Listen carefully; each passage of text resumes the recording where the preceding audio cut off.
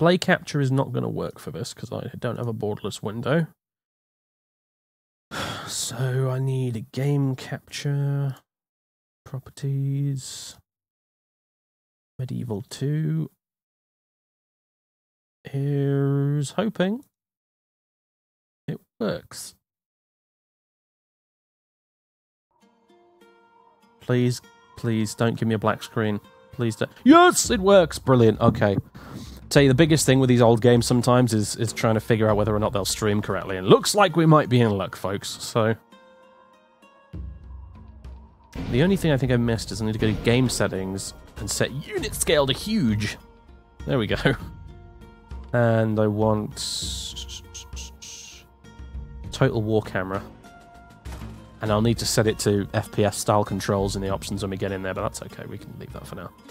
And I'll leave restrict camera on just for a bit of added challenge, why not? I mean, God knows the AI needs the help in this game, fucking hell.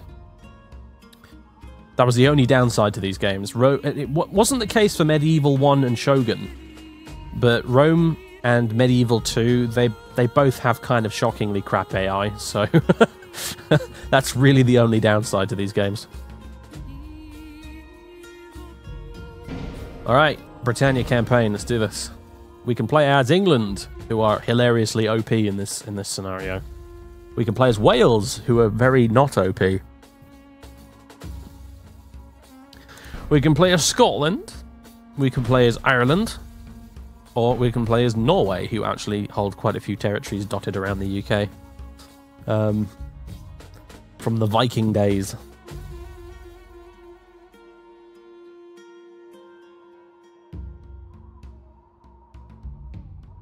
I'm thinking Scotland or Wales, honestly. Scotland because freedom! William Wallace. That was a shockingly dodgy film, actually, Braveheart. I mean, it was a good film, but it was both historically inaccurate to the point of ridiculousness, and it was weirdly, fanatically anti-English, and I think that's probably the main reason that, you know, what's his face? Fucking Scientologist idiot. Mel Gibson, yeah, that's the one. I think that's the only reason Mel Gibson agreed to star in the fucking thing, because he hates English people for some reason. But, yeah, gorgeous soundtrack, though. Braveheart's one of those films that I have a lot of cognitive dissonance for, basically. I hate the fact that it's historically inaccurate. I hate the fact that it hates me as an English person for some weird reason. But at the same time, it's actually quite an amusing film, and also it has an amazing soundtrack, so, you know.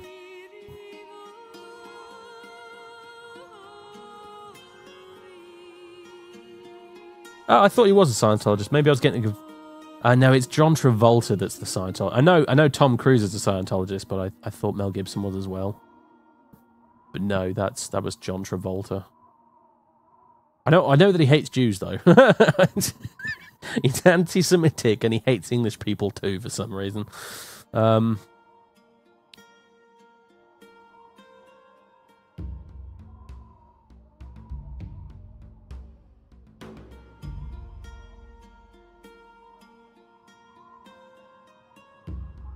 That's just batshit insane. Yeah, I mean, he's Australian, so he's one of those specific kinds of Australians that hate the English, the fucking Poms, you know. So it's, you know, it would be a little bit weird if he wasn't anything other than Australian, to be honest with you.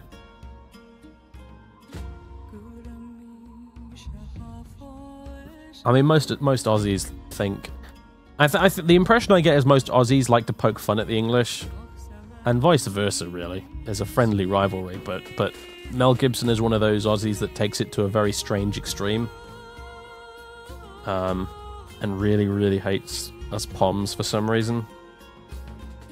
Because you'd be very hard-pressed to find an English person that really, really hates the Australians, for example. I don't think that person really exists, to be honest with you.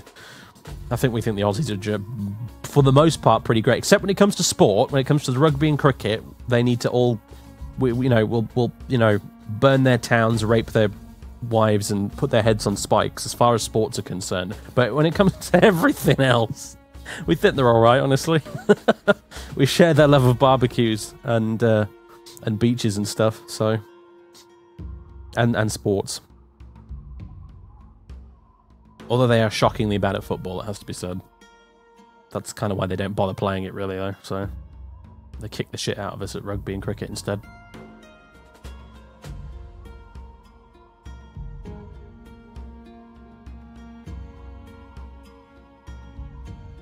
Yeah, it's kind of like the Irish, but the thing is, like, at least Ireland, as you can see by this map here on your screen, at least the Irish have a fucking reason to hate us.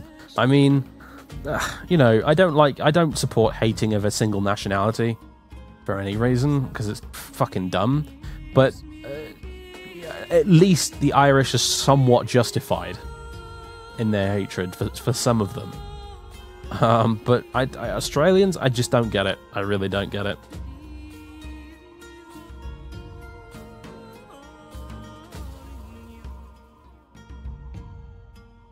When it comes to sport, who wouldn't we like to do that to? I suppose Scotland, maybe, because it would just be like kicking up someone who's already broken both his legs, you know? Having a go at Scotland in sports is a bit like kicking someone when they're already down, so...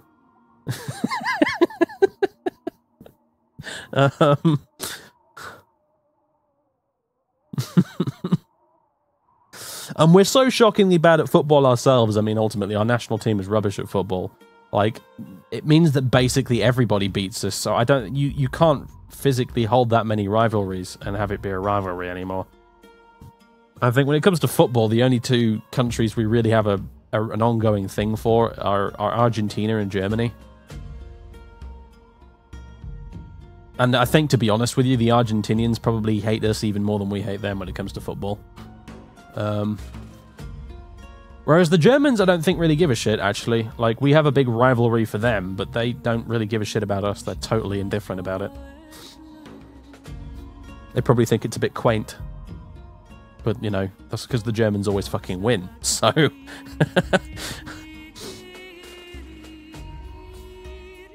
Anyway, who are we going to play as? Wales or Scotland? I don't know. Yell in the chat if you have a particular preference. Wales or Scotland? I don't... Wales will be harder. Scotland will be a bit easier. But on the other hand, we get to go all fucking batshit William Wallace, Robert the Bruce, nuts as Scotland. Whereas Wales, you know, I mean, come on, they're Wales. Really? If I was doing it as a Let's Play, if I was doing it as a Let's Play series, I'd be tempted to pick Wales just because it would be longer and it would be a bit more challenging. But for a stream, I don't really give a shit.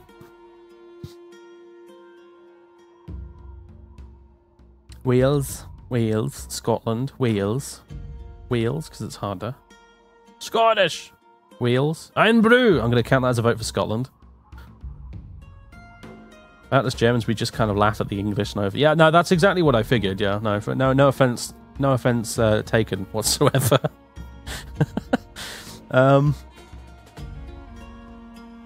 Scotland, Wales, Scottish, Scotland, Wales. Be a nice change to acknowledge them. You know what? I actually have an Owen Glyndwr Welsh flag around here somewhere. It's not the one with the green and white one with the dragon on it. It's the red and yellow one with the lions on it. It looks like a Lannister flag. It's actually kind of cool. But it was the flag of Owen Glyndwr or whatever his name was. Can't fucking pronounce it because it's Welsh, obviously. But he was a Welsh rebel that rose up and was defeated at the Battle of Harlech Castle, I think. But yeah,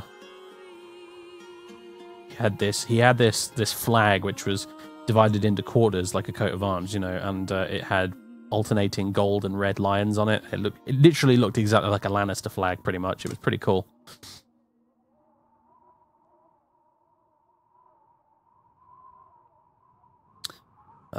Scotland, Scotland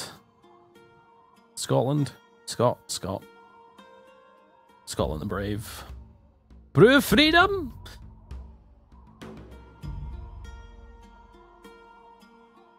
That's kind of... I don't know, actually. I should tap this up, shouldn't I? So for Wales... Okay, let's see. Scotland, Wales, Scotland, Wales, Scottish, Wales, Scotland, Wales. Scotland. Wales, because it'll be, yeah. Scotland, Scotland, Scotland, Scott. Scotland the Brave.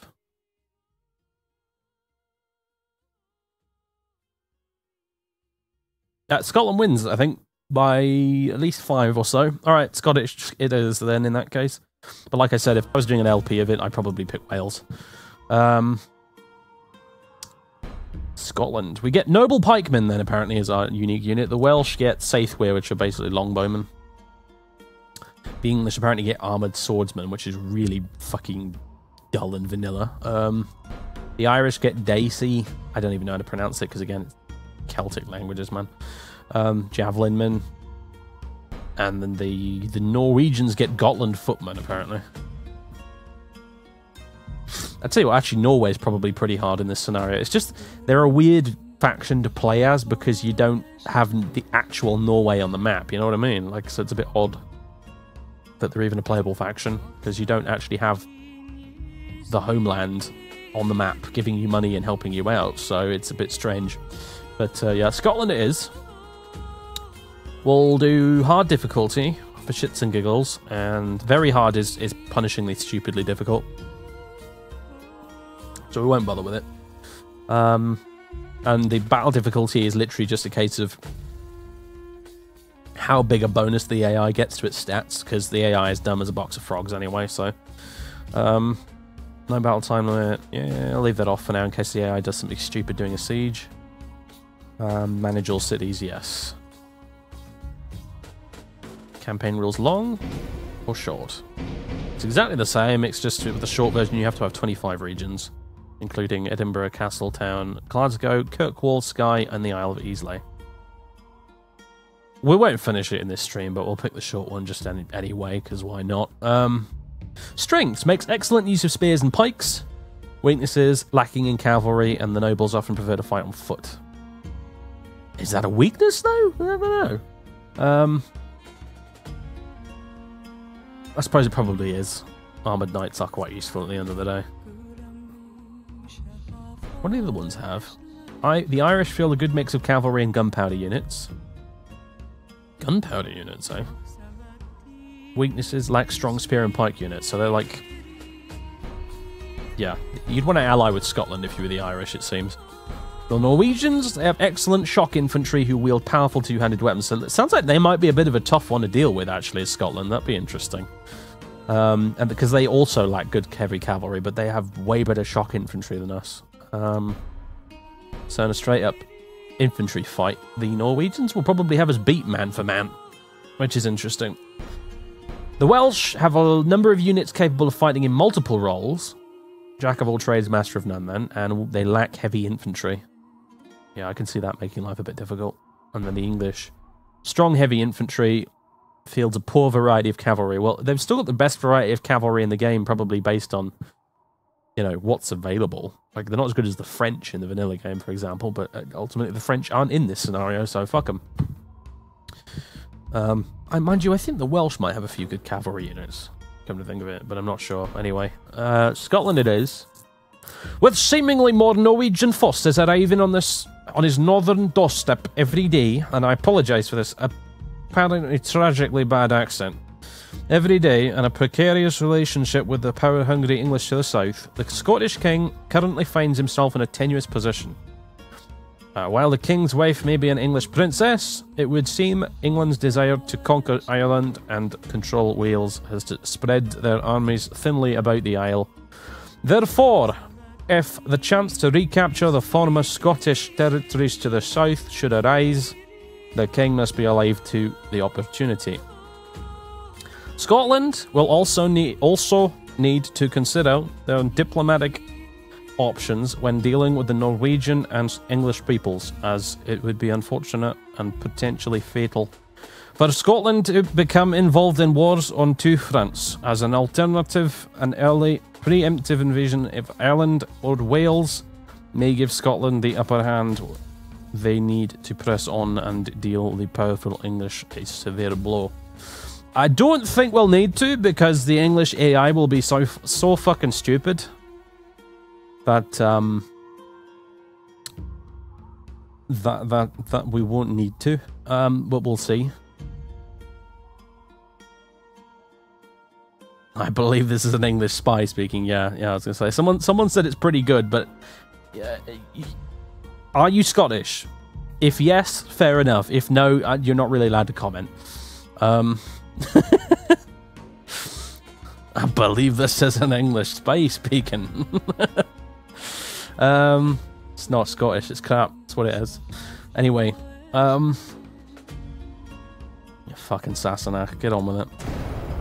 Britannia, a land of emerald isles, a land of kings, a land of war.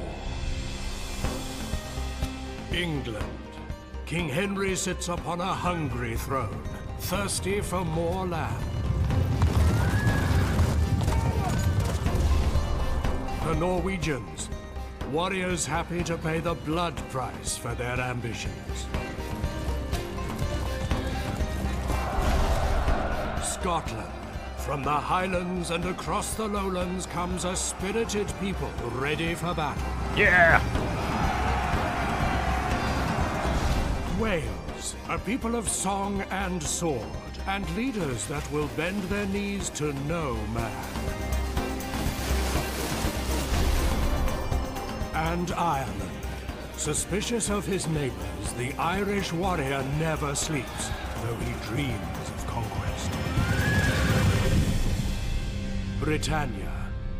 One realm, 5 kings, total war. No kilt, immersion broken. You know what? To be fair, that's one of the few things they got right, because the kilt wasn't really invented until the 19th century, if I recall correctly. So, oh no, maybe was it the kilt or was it tartan that wasn't invented? It was one of the two. Anyway, oh, we start with a little battle thing on the map. Oh no, that's just weapons. The famous battle marker looks almost identical to that. But no, that's weapons, apparently. That's a valuable resource. Why does the map move so fast? What the fuck? Oh my god, what is this? Ah, god. Can I do something about that? Holy crap. Ah! It doesn't look like it. Oh wait, maybe... No. Okay. Also... There we go. That'll be me battle camera sorted out. Right, anyway. So, yeah, you know, it's funny actually, because most English people do appalling Scottish accents, but I don't think I've ever met a Scot that couldn't do a really good English accent. They've got one over on us on that front for sure.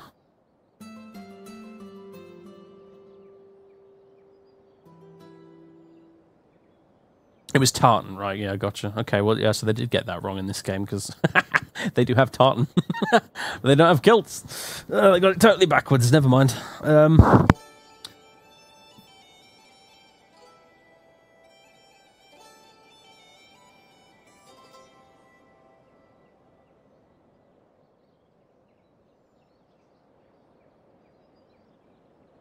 A really small map is messing with the scrolls, but it might be the case, actually.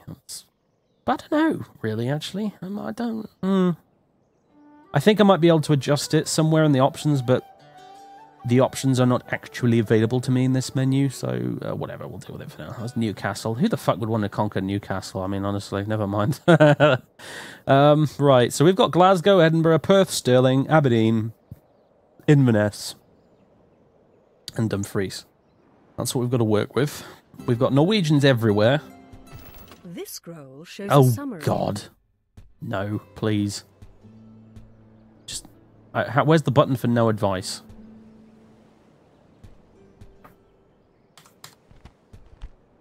Advice level... none, thank you.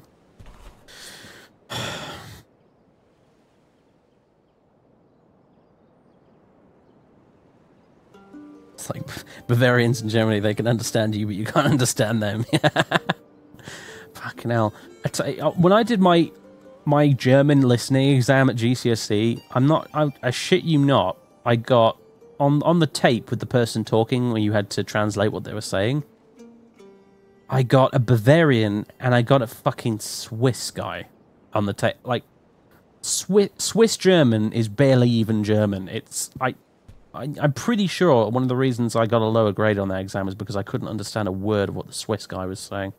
Like, what the fuck was that about?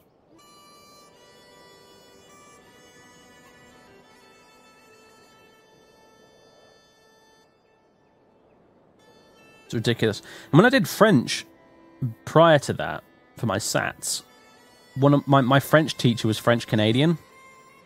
So that completely screwed up all my pronunciation and stuff. So...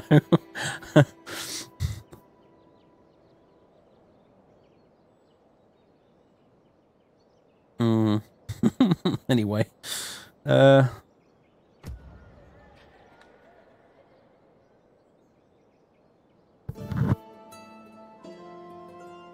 Yeah, I've always struggled with the Romance languages, to be honest with you. German, I have an understanding with. German makes sense to me. There's a lot of common sense on the go in German. But French and Spanish and all that, yeah, I kind of struggled with. Spanish, not so much. Spanish is a little bit more sensible, but French... I've been to that. I've been to France, God knows how many times on holidays in the past, but I still never managed to pick it up. Anyway. Who are we at war with? Nobody at the moment, just rebels. Whereas England are at war with both Wales and Ireland. Okay. Let's keep it that way for now. Well, I will endeavour to kick out the Norwegians. That's goal number 1. But first, I'd like to take care of some of these rebel provinces. West Highlands and Argyll and Boot or whatever. Yeah, and then we'll worry about the Norwegians. And hopefully the English will just fucking leave us alone for a while. The other thing is, what's our budget like? Okay, we're not immediately in debt on turn 1. I guess that's probably because I play too many mods. Seems like virtually every Total War mod out there loves to start you off with mountains of deficit for some reason.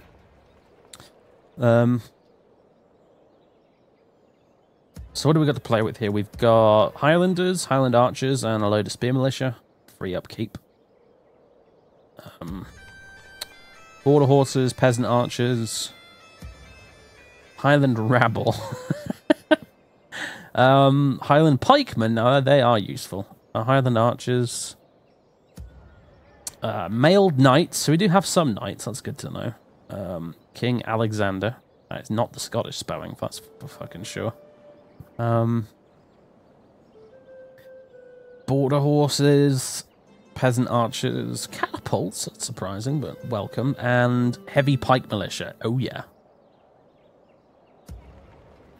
Highlanders, Highland Archers, Town Militia, and Mailed Knights, Highland Pikemen, so on and so forth. Okay, good. Well, you know what, let's see... Right, I'm going to leave these lads here in their little fort... castle thing, because just in case the English attack, they'll at least be able to slow them down. The Highland Rabble. You lads are truly worthless, aren't you? I'd rather take the town militia with me, if anything. They are appallingly bad, these guys. I'm just going to disband you, I think. I'm actually just going to disband you. So, bye-bye. Highland Archers, on the other hand, they're alright. Meanwhile, in Glasgow, we have Highlanders. Highland Archers.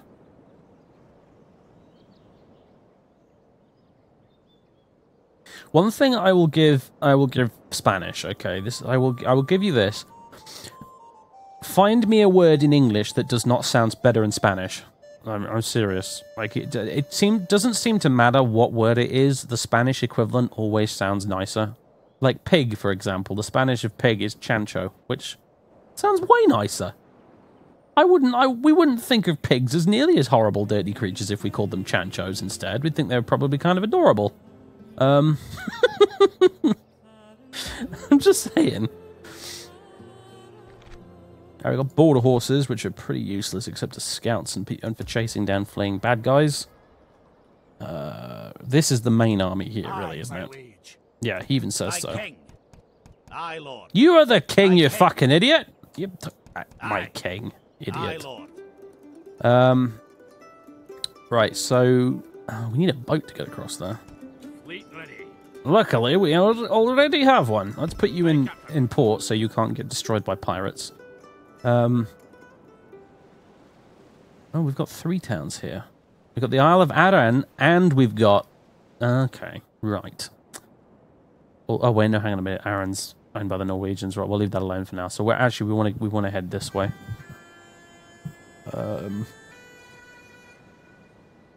Unless we can, like, cross somewhere. Out of curiosity. No, you can't. You do need a boat to get across there. Sometimes you get the little land bridgey things, so... And we've got some diplomats, so we'll send you to talk to the Norwegians. You can go talk to the English Sassenach bastards. And we should probably send someone to talk to the Irish, because this guy can go talk to the Welsh once he's done with the English after all, so...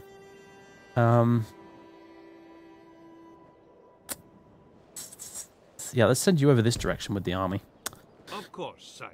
Merchant at your service. Oh god, merchants. I forgot how these guys even work. It's been that long since I played Medieval 2. Don't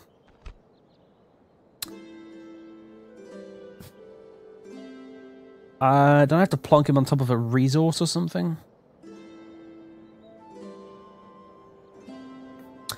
Oh yeah, that's it. I need to send him to like the other end of the map and plonk on top of a resource. Don't know. That's what I need to do. So he's probably going to Dover, or basically, or the West Country.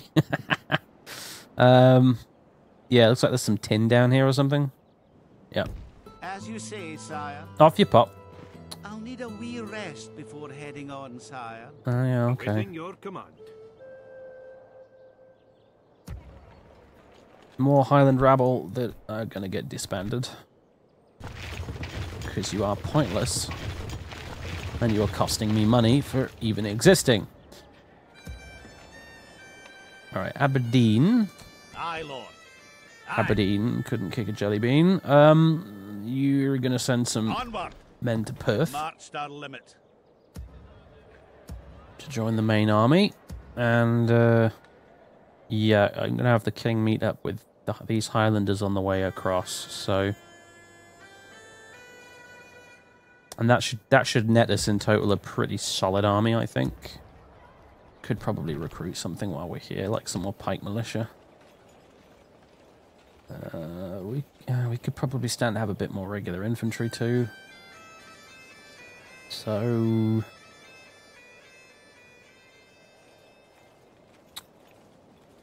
Spear militia, I suppose. Yeah, our infantry kind of sucks. Let's be honest. We've got 14,000 gold? What the fuck? Scotland is wealthy as shit. Well, first things first. Farm upgrades! Oh, yeah. Fucking farm upgrades. It's like the first thing you do. Then that and roads in any of these earlier Total War games. Just fucking upgrade all the farms right now. Standard practice. That and raise taxes. I'll do that in a second.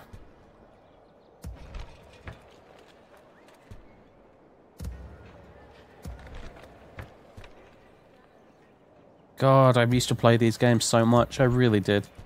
Before Total War really kind of went downhill, I used to play the shit out of these games. Like, there is no other series except for The Elder Scrolls, I think, that has occupied so much of my PC gaming time. Like, hands down.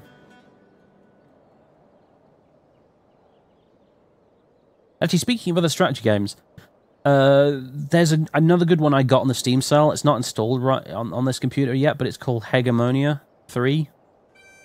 Warring States or something. I forget what the subtitle is, but anyway. And that is surprisingly good, guys. I recommend that on the Steam sale at the moment, Hegemonia 3. It's really quite good. It's like a really nice mix of Total War plus Age of Empires, I guess is how I'd describe it. Yeah, kind of. Like a mix of Total War and Age of Empires 3 and even Rise of Nations a little bit as well, actually. With the way the cities work in it and stuff. It's proper good. It's really, really good. I do recommend it highly. Don't let the setting bore you too much, because it's just set on the Italian peninsula before the Roman Empire, so it's got like Etruscans and Samnites and stuff, which might sound a little bit dull, because, what? No Romans? But no, really, trust me, it's actually really, really fun. So, yeah, pick that up if you get the chance and you're interested in ancient history and real-time strategy. I'll probably stream it at some point, actually, because it's proper good. There aren't enough good real-time strategy games out these days, so... But anyway, yeah, like, aside from the Elder Scrolls games, there is no other game series in PC gaming that has occupied as much of my time as Total War has. These games are just so damn good. I don't really know why I haven't done more Let's Plays of them until now, honestly. I did that Invatio Barbarorum LP, which was bloody good fun, and the only reason it didn't end is because my hard drive crashed. The hard drive I had it all saved on totally failed. It only had about 2 episodes left to go as well. Like, I'd recorded it. I'd actually officially finished the LP, but the hard drive with the video files on it died, so I couldn't upload the rest of it. I was proper pissed about it. But that was a really fun LP.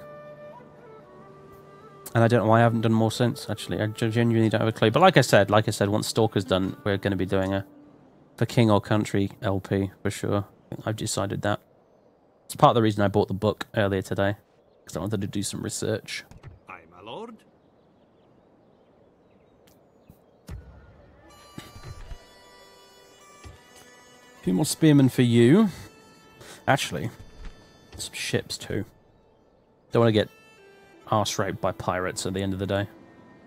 Right. Right, there are any towns I missed that still need farms? What about you, Glasgow? No, you're building farms. Dumfries, you're building farms. Did we get everybody? I think we did. Oh yeah, I should remember that castles can build a lot more military units, and we, at the moment, I think only have 1 castle. Don't we? Yeah, we do. We only have 1 castle, and that's Inverness, and so as a result, it's the only castle we've got that can build knights. So, let's build some knights. And some Highlanders, because fuck it, why not? And you can't control the tax rate on castles either, can you? Hey, look at that! Look what they've replaced the religion in the base game with culture. That's proper clever. I thought only mods did that. Look, like for example, Inverness is 70% Scottish. No, sorry, 85% Scottish and 15% Norwegian. That's pretty good. Because the way they did it in the For King or Country mod, they replaced religion with politics. So it didn't say culture or religion, it said politics. And you could tell what percentage of province was pro-parliamentarian and what percentage was pro-royalist. So, yeah.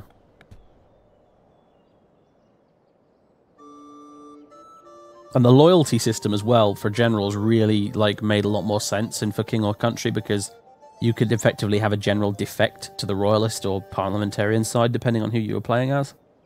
Which, made a hell of a lot more sense for a civil war, so... How's the AI in Rome 2? You know what, I don't know. I never played enough of Rome 2 to find out.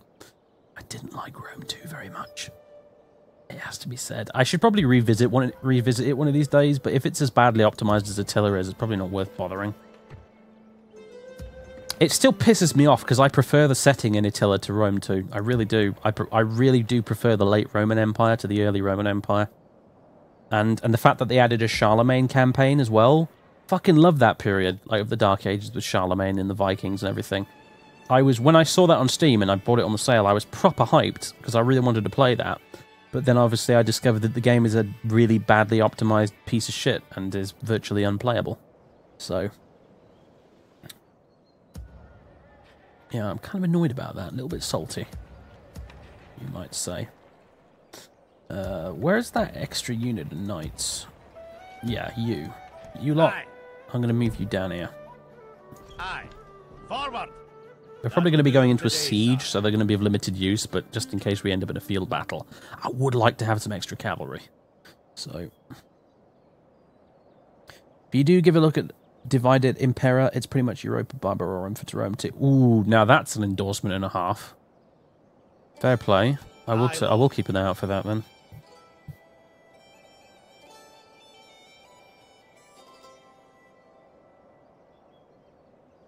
But yeah, it kind of depends. I mean, if the game's decently optimized, yeah, I might give it a go. If not, then get lost. Mind you, I think, didn't they add a couple of extra campaigns for Rome 2 in the end, like for the later Empire, which might be a little bit more interesting? Obviously not late Empire, which is my favourite, but, you know, around the Imperial times anyway. Because that I probably would be down for, I suppose. And it's weird, most people really like the early Roman Empire with, like, the war with Carthage and stuff, but it doesn't really do it for me. I always preferred the later Empire stuff. Especially after the split between East and West, because I loved trying to play as the Western Empire in Barbarian Invasion. Such good fucking fun, because you were so totally fucked, let's be honest, as the Western Empire. It was just so good, such good fun trying to bring it back from the brink of destruction. That's when Total War's at its best. It's when you're playing as a really, really underdog faction that's constantly being destroyed from within. One of the best mods for Rome Total War was a mod called Arthurian Total War. And it was basically, it was like this. It was just the British Isles, right?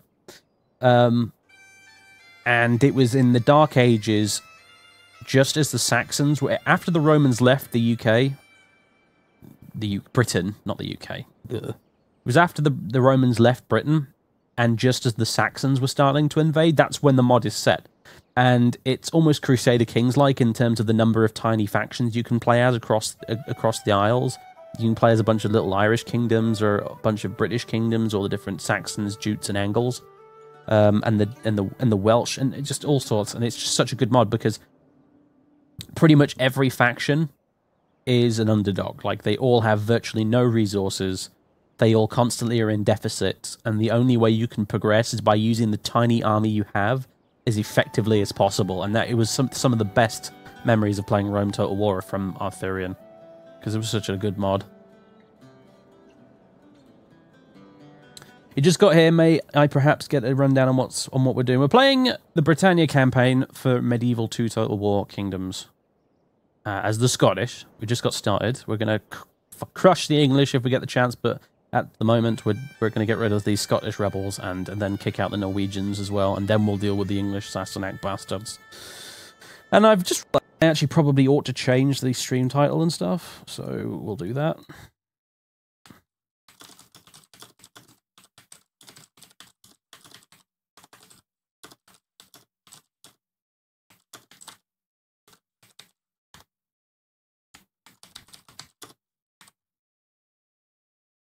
There we go. Medieval 2 Total War Kingdoms, and the title has been appropriately adjusted to something more accurate. There we go. You probably won't be able to see it unless you refresh the page, but hey. Set for an ambush.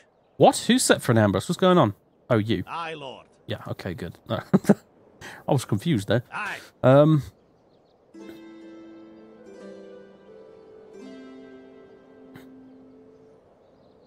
You may like Britain.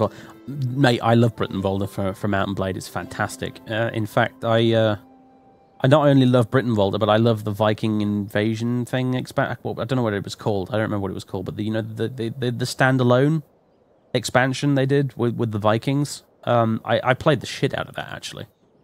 I think I even streamed it a few times. I did, actually. Yeah, it's on YouTube. I did stream it. It was bloody good fun. But yeah, Brittenvold is awesome. Aye, Lord. See, even he agrees. Captain James down here. Right, I think we can end turn now, pretty much. No. We still need to do taxes. Also, Stirling's a castle, I just realised. We don't have only one castle. What the fuck was I on about? Yeah, so we'll do the land clearance, and then after that we'll upgrade the castle. Good shout. And then we need to get some roads. I mean, good God, Scotland. I know you're mostly mountains, but still, Jesus, we need some roads up in this bitch right now. I mean, for fuck's sake. Like, I know you're a little bit challenged because the Romans never made it up here long enough to build any roads for you, but fuck's sake, come on. You've had a few hundred years since then to sort your shit out, so anyway. Viking Conquest, that was the one. Yeah, Viking Conquest was bloody good fun. I remember I made Dafydd Crumpingtane, the Welshman with a gigantic moustache. We did the story mode, and it was actually really good.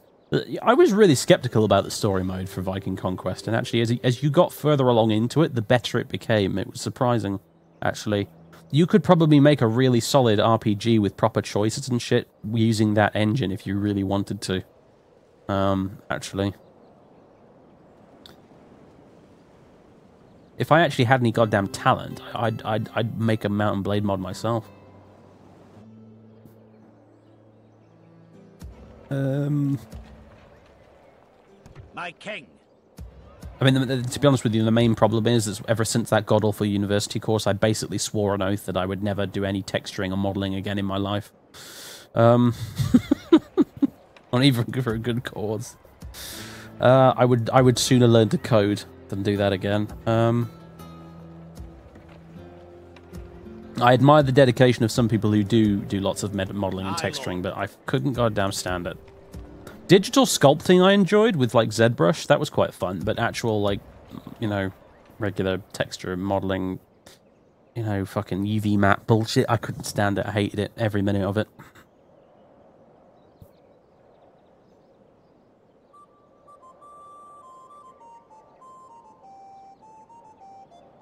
I think, to be honest with you, we could probably get these roads built quicker if we just told all the Scots that you'd be able to get to McDonald's quicker if you build a road to it. We'd have the place just infrastructure totally sorted overnight if we did that. But sadly, we're going to have to do it the hard way. And that way is by raising taxes. As high as we possibly can. This will hurt population growth, but right now I just want to raise as much money as we possibly can. Because we're going to need it. We are going to need all that money for the upkeep on the gigantic Scottish army I'm going to build in order to take on the English. Because we're going to need it. Just trust me on that. We really are going to need it. My king. We're going to need it to wipe out the Norwegians for one thing, but we're really going to need it to deal with the English behemoth here. So... And even then, I expect we'll be outnumbered most of the time, but I'm banking on the fact that the AI is stupid. So we'll probably be able to defeat them in the field anyway, I hope. I'm hoping the English opt for lots of cavalry, like idiots, and we'll just massacre them with our pikemen. That's what I'm hoping anyway, but we'll see what happens. Insurgents. Oh, fucking English insurgents apparently is a problem. We'll soon stamp that out. Is there something I can build to do something about that? A brothel wouldn't really help. A grain exchange? No. A leather tanner? A small church gives a 1% cultural conversion bonus, so... See, so this here's a Scottish church. It's not like an English church. Ugh. This church makes you more... this church makes you more Scottish. There's a difference.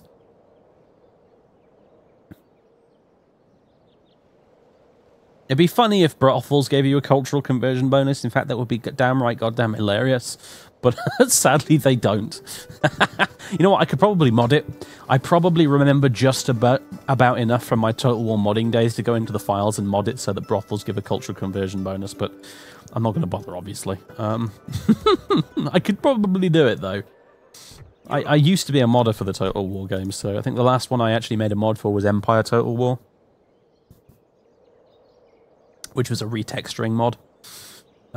Fuck knows where it's got to now. It must be on the Total War Center forum still somewhere.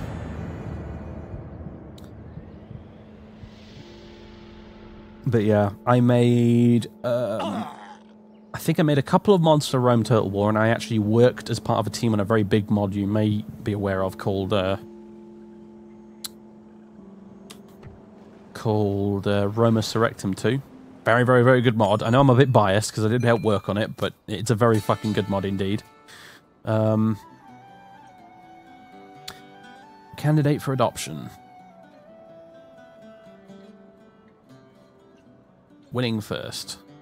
More concerned with survival than fighting honourably. I think you'll fit in just fine, Gilpatrick of Shetland. Welcome aboard, sir. Take rebel settlement. Inverlochley. Well, it's funny you should mention that, Council, because that's exactly where I was headed.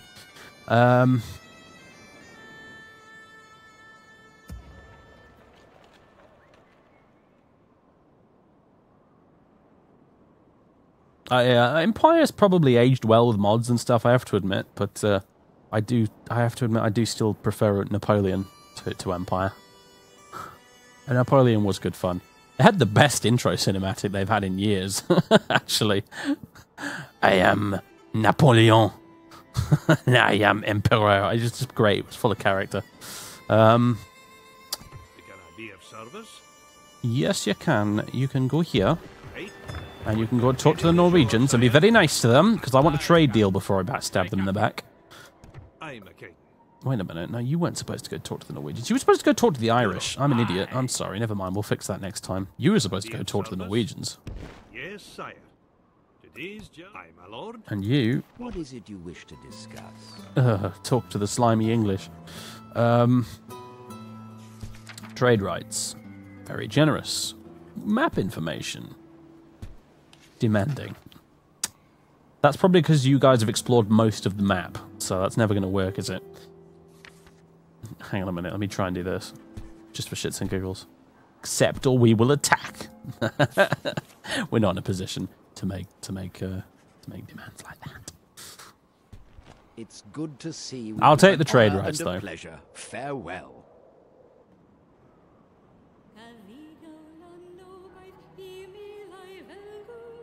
I could, you see, at this point, make a big deal out of the fact that my ancestors were Scottish. They're from the Monroe clan. But then, you see, the problem is the Monroe clan were pro-English. During the Jacobite rebellion, for example, the Monroes fought with the Redcoats and crushed the rebellion, so they were loyal to the English crown. So you can't really, in a medieval 2 Total War game, as Scotland, really draw on that very much, to be honest. It just doesn't really work. Aye, my liege. So do we want to bring the king himself? He's only 17, fucking hell. He adopted someone older than him. What the fuck?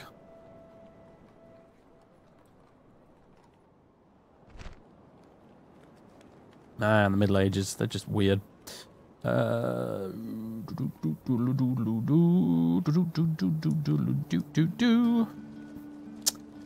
know what, King? You're going to stay here just in case of some terrible accident. What does the family tree look like? Yeah. Gilpatrick of Shetland will apparently become King of Scotland if you die now, Alexander, so... Yeah. I think we'll send your newly adopted son who's older than you. My king. Instead. We'll just leave the king there by himself. The town's on yellow, so that's fine. My lord. Move out. Where's the fight? Get some reinforcements. Actually, we'll have you march up here. Aye, lord. You can join them. Aye. And there we Joining go. our forces. Oh, crossbowman, bloody hell. Actually, it might be worth hiring these lads here. Because we're going to go into a siege. And we need some shock infantry.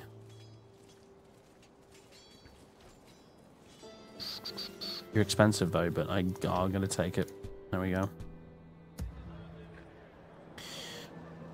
Awaiting your command. Right, so, and then there's this merchant here somewhere. Merchant at your service. Your moves are already queued up. That's fine. English spy detected. Though this threat has been dealt with properly with a public execution.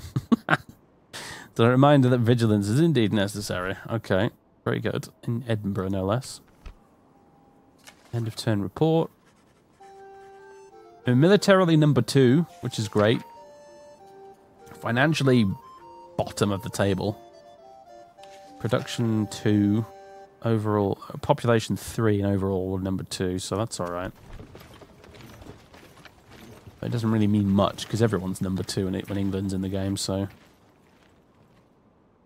unfortunately, it's like the equivalent of France in Europa Universalis, really. What? Okay, well, you know what? Let's move you guys down into this border fort here. Forward! Your Honor. And you can start heading south towards Wales. His journey is over, sire.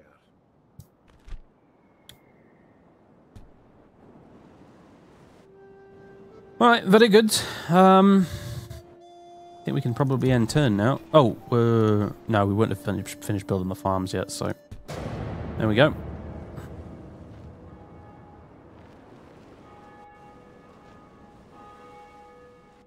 Thinking of getting Caves of Cud next. You will not regret it, my friend. Caves of Cud is excellent. My only complaint is that it's a little bit repetitive, because it's a roguelike and you tend to die very often, which means you end up doing the starting bit of the game many times. Fucking Jopper and the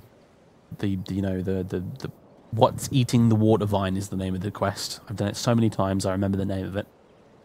You go to Red Rock Caverns. I could be wrong, but I think they might have actually relented and added a version of the game mode you can actually save games in. You can do quick saves, so that it's effectively no longer a roguelike if you want to, because behind the whole roguelike repeatedly die horribly thing, you actually have a really solid RPG. Like, Caves of Cud is essentially a really good open-world post-apocalyptic RPG at the end of the day. In addition to being a roguelike, so... Because I think... I didn't watch the VOD, but I think last time Jeff Major, you know, when he streamed Caves of Cud last time, I think he made it so that he didn't have to do it as a roguelike. I think he made it so that he could reload if he died.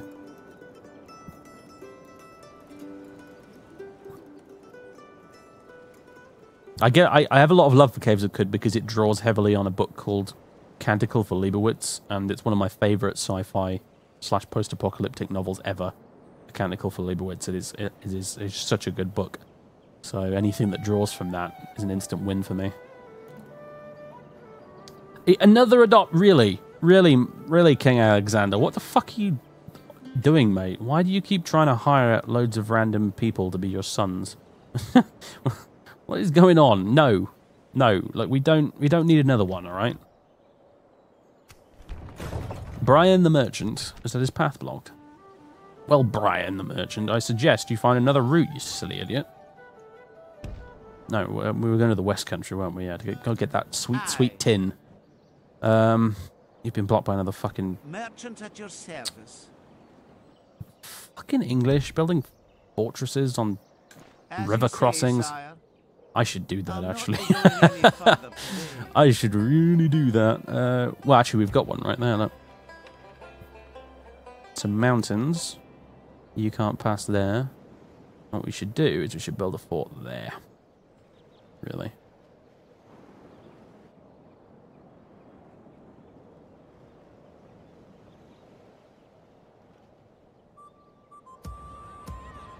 Because I don't think you can...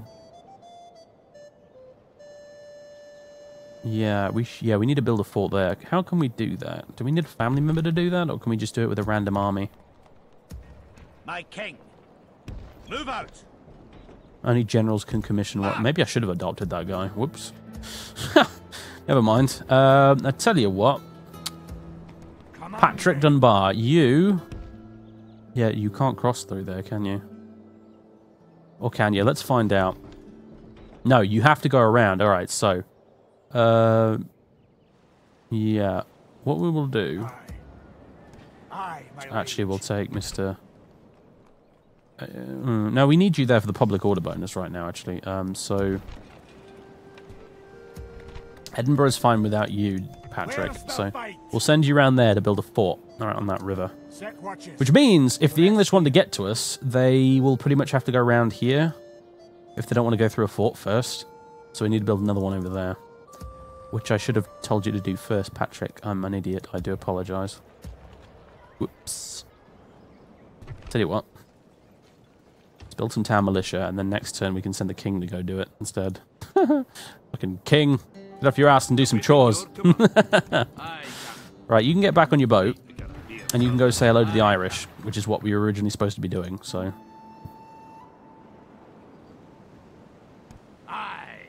There we go. Yes, Lovely. ready. Right. In the meantime, Enemy to crush. Very well. we can continue that way. New faction heir. Prince Gilpatrick. Did we have a kid or what? What happened?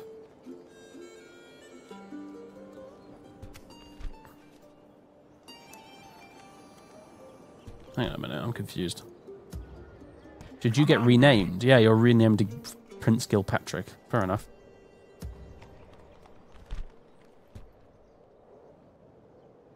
You're going to be Gilpatrick the Merciless soon if we keep this dread thing up.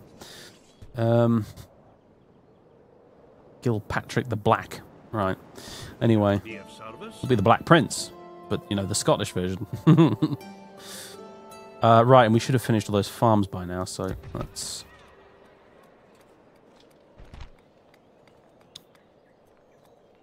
build some other stuff. We can build more farms, but I think I want to build roads. Yes, I do. Roads are my next item on the agenda. Maybe not paved roads. Let's not go overboard here. Just basic dirt ones will do for now. Come on, you know, like what do you think this is? England? No. Infrastructure has its limits. God damn it. Right. Okay, that's good. Let's end turn.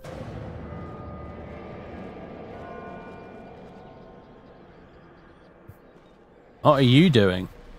Oh, he's fighting rebels. Hey, you get out of my territory. Yes, you fucking... I mean, you're killing rebels, so that's okay, I guess, but you fucking need to get out right now. You don't have no stinking military access. Oh, the Norwegians are taking Skye. That's not good. Gil Pater Randall. Another... What are you doing, King Alexander, you lunatic? Social drinker, siege expert, marks of war. Promising commander, generally loyal, fair fighter.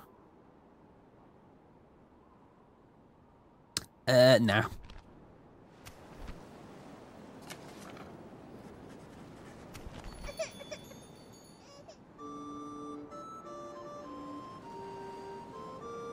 Out of all the Empire games you could buy on Steam right now, which one would you buy is the best in your... What do you mean Empire games? What do you mean, sir? Okay, we have a son. Excellent. Okay. Biological fucking son. I mean, not one that's older than us, technically. Alright. King Alexander, get off your teenage arse and go build a fort. You lazy bastard. Needs English, need to leave. Awaiting your command. Oh, I like how all the other characters from other countries have witty little things to say when you click on them. Do I remind you of one of your own captains, Lord? And it changes if you're at war with them as well. Merchant at your service.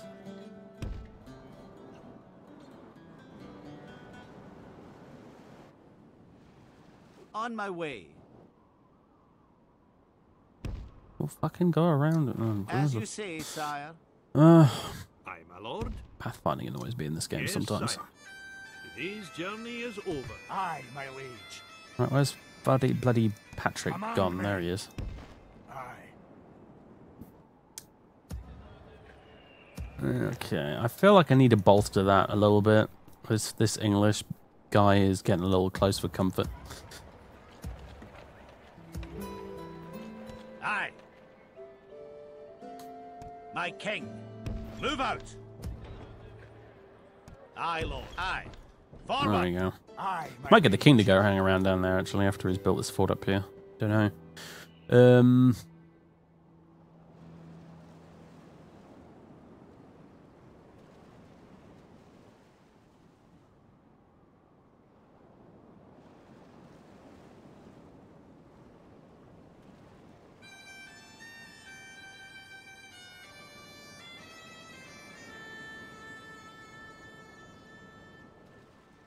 Empire 2? What's Empire 2? I've never heard of it.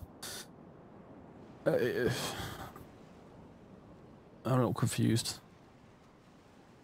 So I managed to start balding at 18. Yeah, bad. Not a very lucky fella, is he, really? He's going the way of Patrick Stewart, really, isn't he?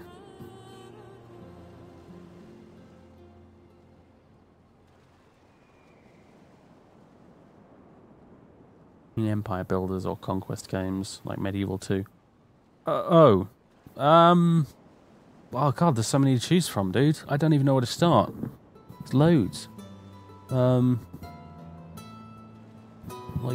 you need to be more specific, really. What kind of empire building game are you looking for? Because that could encompass literally anything, mate. From fucking Medieval 2 here to Civilization 6 to, you know, there's loads. Stellaris, like what? Like, do you want history? Do you want fantasy? Do you want space? We shall slaughter them, sire. Next turn, though, apparently, because you can't move just that little bit further. You lazy bastard. Never mind. Awaiting your command. Of course, sire. Go talk to those Norwegians. Be of service? Yes. Aha! Opening talks with their dignitary, sire. Yeah, again, next turn, though, because you're too slow. Oh, fuck, Perth's not doing so good. Shit. Gotta lower the damn taxes, that's not on. We need some, happiness buildings here built, don't we? An abbey would help, but a brothel would also help. And would be a lot cheaper. I think it's going to be the brothel.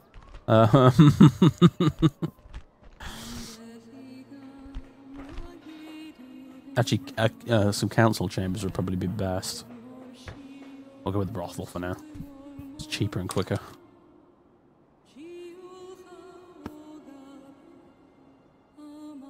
Move the cavalry. I don't want to move the cavalry, because then I can't... How am I going to attack a castle with 2 units of cavalry? Like, nah, dude. Come on. Think about it.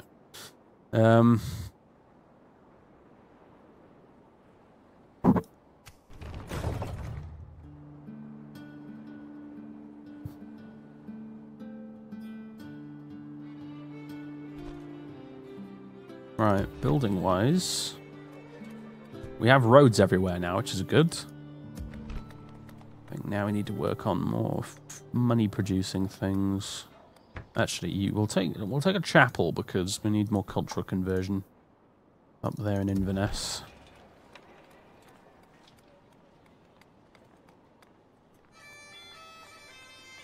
Reinforcement there. Yeah, but I can't deploy them where I want them to, so they might fucking turn up at the wrong end of the map because Total War can be weird like that sometimes. I get where you're coming from, but nah, I'll just wait.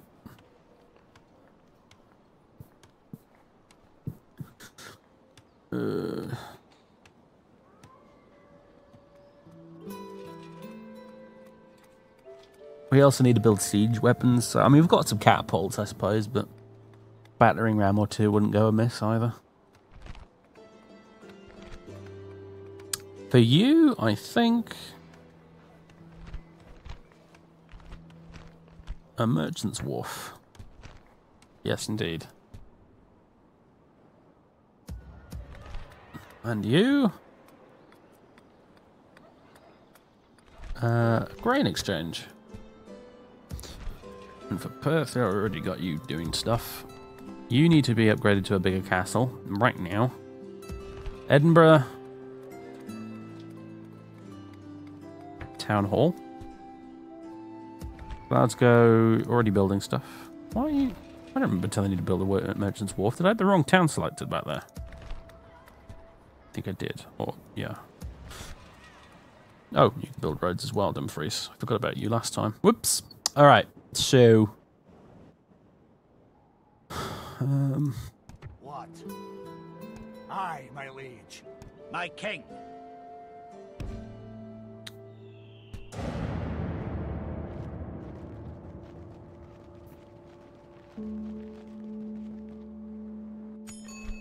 There's no pride in hiding like this. More adoptions. Why? Stop it. A Norwegian spy has been found. Okay. Oh, that wasn't good for profits. Fucking hell. Yeah, our profit margins are getting squeezed. With the most advanced faction, hooray! Most advanced realm in the world. No other realm can claim to have so rich a culture, or so many a wise scholar to further their people's greatness. I mean, I got nothing against you, Scotland. I mean, no offense, but wow. I don't think I'd really describe you guys as having a rich culture with lots of wise scholars. Just, you know, I don't know, man. Like, that's probably really... Yeah, that's really offensive, actually. Fair enough, Scotland. You do have a nice culture, I suppose. But wise scholars, I think that's where I draw the line.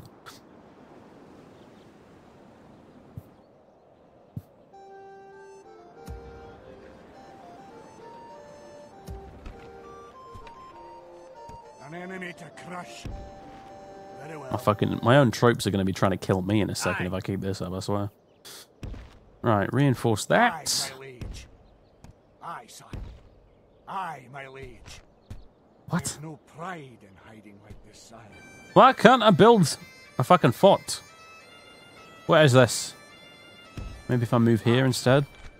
There's no pride in hiding like this, sire. I am somewhat annoyed by the fact that I cannot build a fort here for some reason. Oh, wait a minute. Is this... I remember this is the thing from... This is the thing... This is to do with the Kingdom's expansion, isn't it? Yeah. You can't build forts in this expansion, can you? You can't. You basically... You have the preset castles, and that's it. You can't actually build any of your own.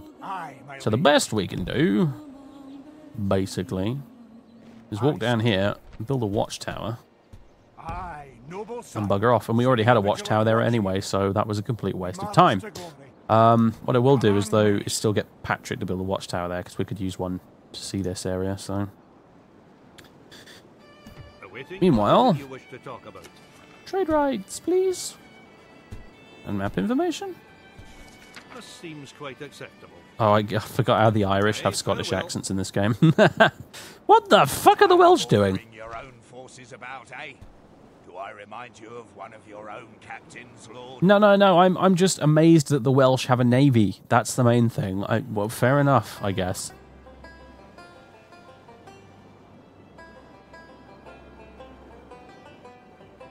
Aye. Course plotted, Captain. Anyway. An enemy to crush. They'll be begging for their lives soon. Let's get a couple of March. battering rams. Those walls won't protect them for long. Do we even need them? I mean, really, it's just a wooden wall. We've got catapults. What? We shall slaughter them, sire.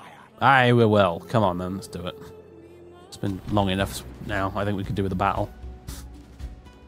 No night attacks, though. Prince Gilpatrick, you need to get your shit together so we can unlock night attacks for you. Let none leave alive, lads. Slaughter!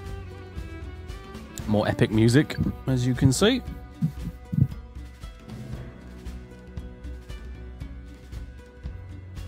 Or hear, even, not see. Oh, do we get a badass general speech? I hope so. I miss these from the old games as well. The more traits your general gets as well, the more hilarious the speeches get. I've seen puddings with more guts than our foes. God's blood! How dare they face us!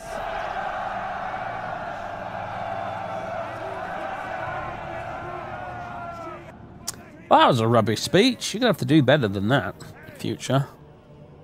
Mr. Gilpatrick. Sometimes they give amazing speeches, though. They're, like, properly fucking funny. Rome Total War had the best, though. It really did. Like, especially if your leader had, like, one of the mad traits. Oh, God, they were so funny. Right, anyway. Pikemen! Hey! Let's get you all lined up here. I don't know how useful you guys are going to be in this siege, unfortunately, but we'll find out one way or the other. We got the Highlanders and Spearmen all together. And the Galileans, or whatever, however you pronounce that shit. Have you guys all there? Can I also... Is it graphics? No. Let's Lower the camera movement speed a bit. Will that help?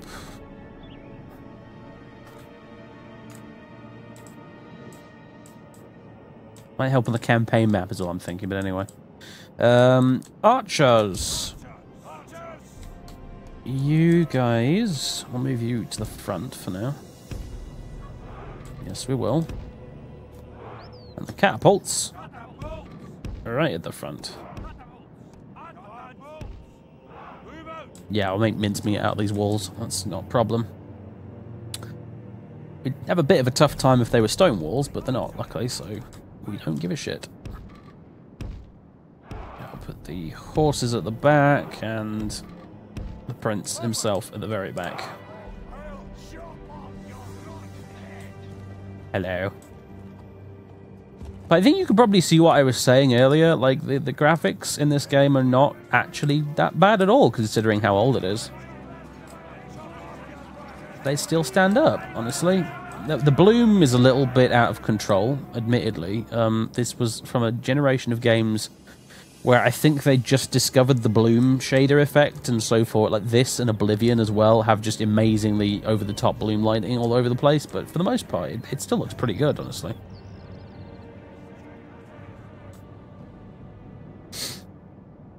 Gallo glasses. Ugh, yes, okay, right, yeah, that's the anglicized version.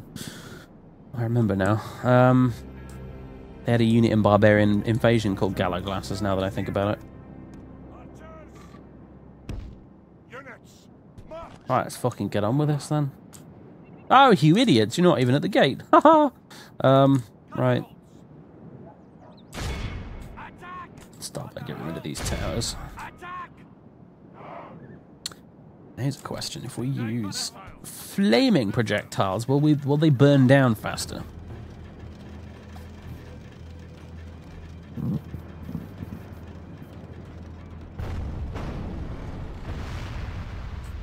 Oh, what a miss! Look at that! Oh, this is beautiful. Every time we miss, it hits the troops instead. This is fantastic! Look at that big pile of charred corpses. This was the best decision ever. Oh, fucking hell, they're coming out of the gates. Jesus Christ. Right, they've already started firing, good. Right, pikemen to the front.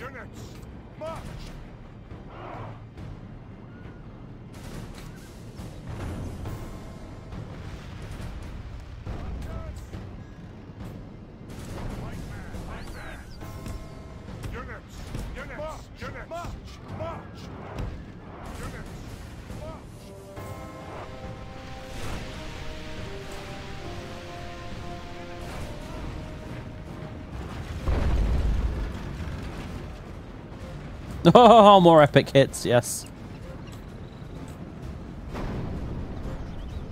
Right, let's turn off skirmish mode and be there.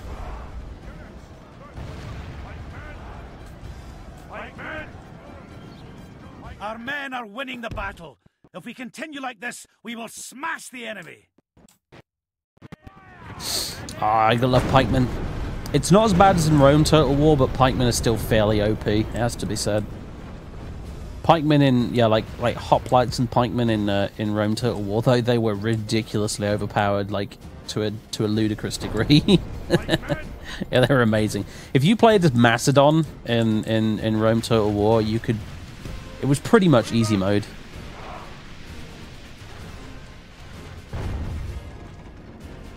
Guys, can we get this formation back together, please? What the fuck's going on?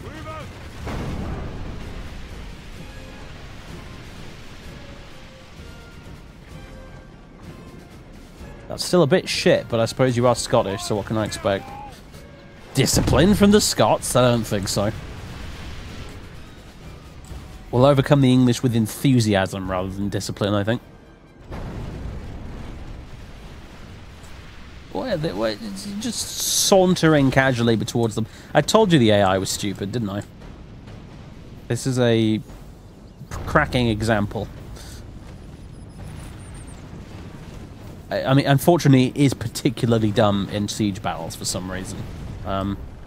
Again, I never really played very much of Rome 2, but my understanding was they dramatically improved siege battles in that game for what it is worth.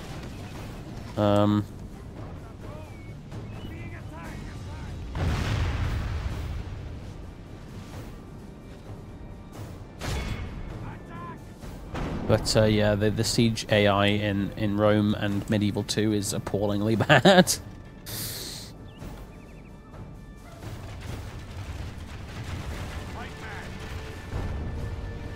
At least when they're on the defense, they're slightly more competent at attacking, it has to be said.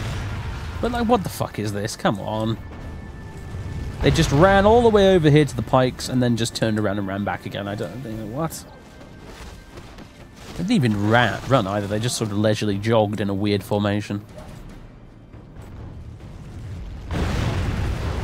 Tower destroyed. Get in.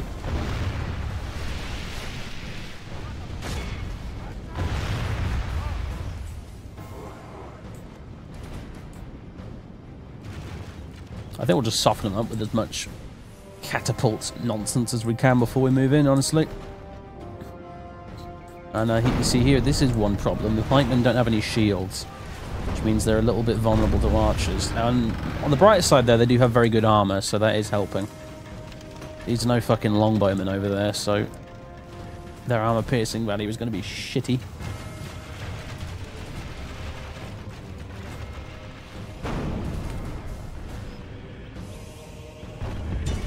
I suggest we get these guys firing back a little bit.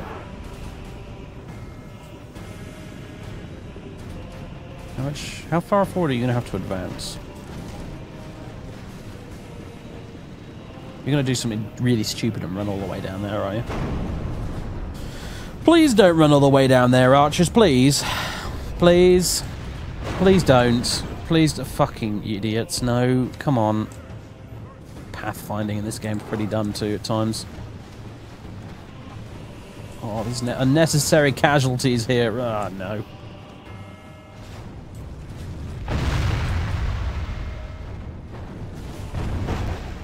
Ooh, fucking hell.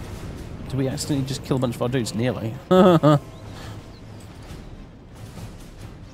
you should be firing at will, so... If you could also fire at the rebels in addition to will, that would be grand.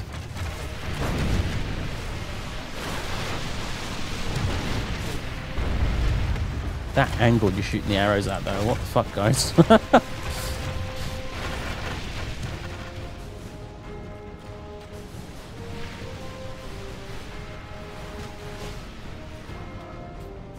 Bit of good old-fashioned medieval slaughter. I love it. God, I remember I was so hyped for this game when it came out. I read all the previews and reviews in PC Gamer before it got released. And I'm pretty sure the first time I played it was actually at a friend's house on his significantly better computer than I had. We are through the enemy's walls, into the breach and on to glory and victory. Remove roast beefs, yeah. Remove Sassenach.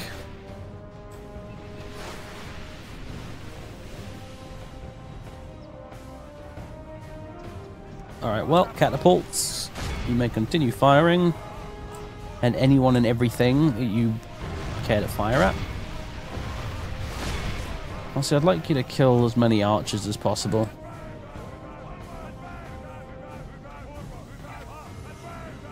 You hearing this on the stream? Move up, forward, forward, onwards, forward, move out, what the fuck? Yeah, the AI is just completely bugged. What else is new? Right, we'll have to send in the shock infantry in a minute. And what have I just done? I don't know. Misclicked is what I've done. And by shock infantry, I mean shockingly bad infantry for the most part, actually, but they'll have to do, because they're the only ones not running around with pikes. Which, to be honest, I mean, fucking hell, the pikes probably get stuck in the doorway on the way through.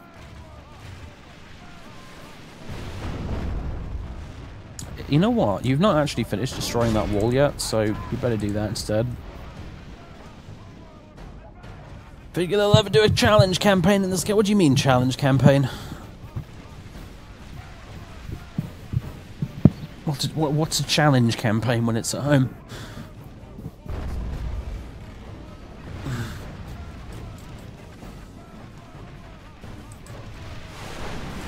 Are the Scot rebels just English sympathisers or what? No, I think they're just particularly unruly Scots, I guess. I guess these must be hardcore Highlanders and we're Lowlander scum, so...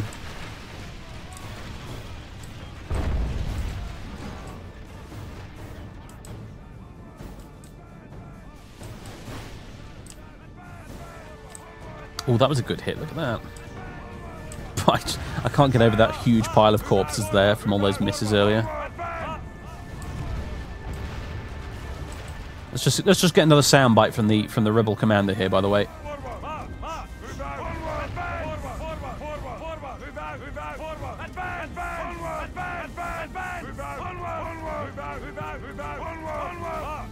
I expect to hear that remixed into a dubstep track. Lord, we have breached our enemy's walls. Hey, there we go. Oh, the AI is now moving. I think breaking the other wall might have snapped it out of its stupor. I'm not sure. May have just done myself a disservice. Whatever. Fucking go. Run for it, lads! Cavalry's next to useless in this situation, unfortunately, but hey, what are you going to do? Oh, shit, I've just remembered, if you get armor upgrades in this game, the appearance of the units actually changes. Like, they literally get better armor on the 3D models. I should remember to do that, because that's pretty cool. I mean, better armor upgrades is good anyway, but just having the extra visual effect is actually pretty neat. I've completely forgot about that. Right, catapults, milados, you need to stop, because you're going to kill our own dudes in a second. Right, Highlanders. Time to go. Get to work. Look at these mercenary gallows glasses as well. The more of these guys that die, the better, honestly, because I won't have to pay them as much. Fucking mercenaries. Our soldiers have proved their worth today. The enemy's walls belong to us now. Right, go rip those archers to shreds with your axes. Go for it. Our men are winning the battle. If we continue like this, we will smash the enemy. The sound glitches out whenever the narrator talks for some reason.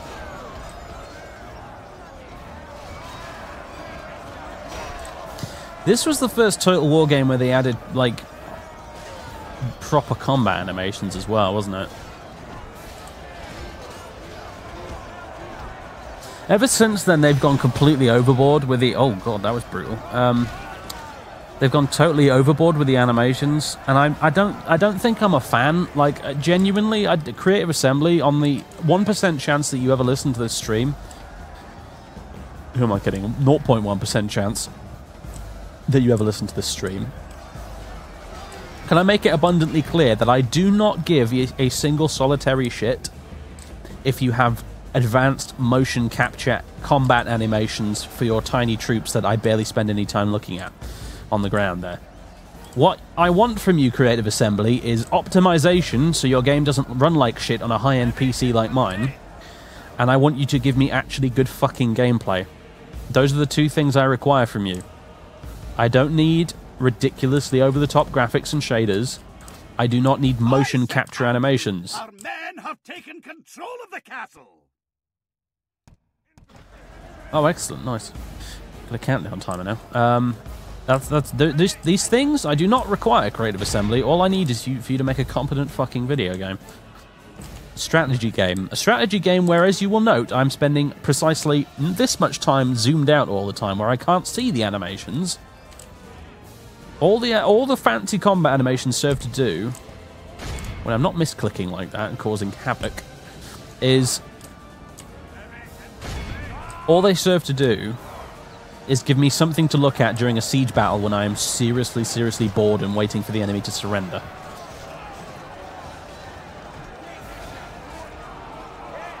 I literally, like, I to this day, I still love Rome Total War, and its combat animations consist entirely of the men robotically stabbing each other again and again on repeat. I don't give a fuck. I don't give a fuck. I will take robots... Our men have slain the enemy stabbing each other repeatedly. Without him, his troops will lose their will to fight. Over a game that runs like crap on a high-end system. Any day of the week.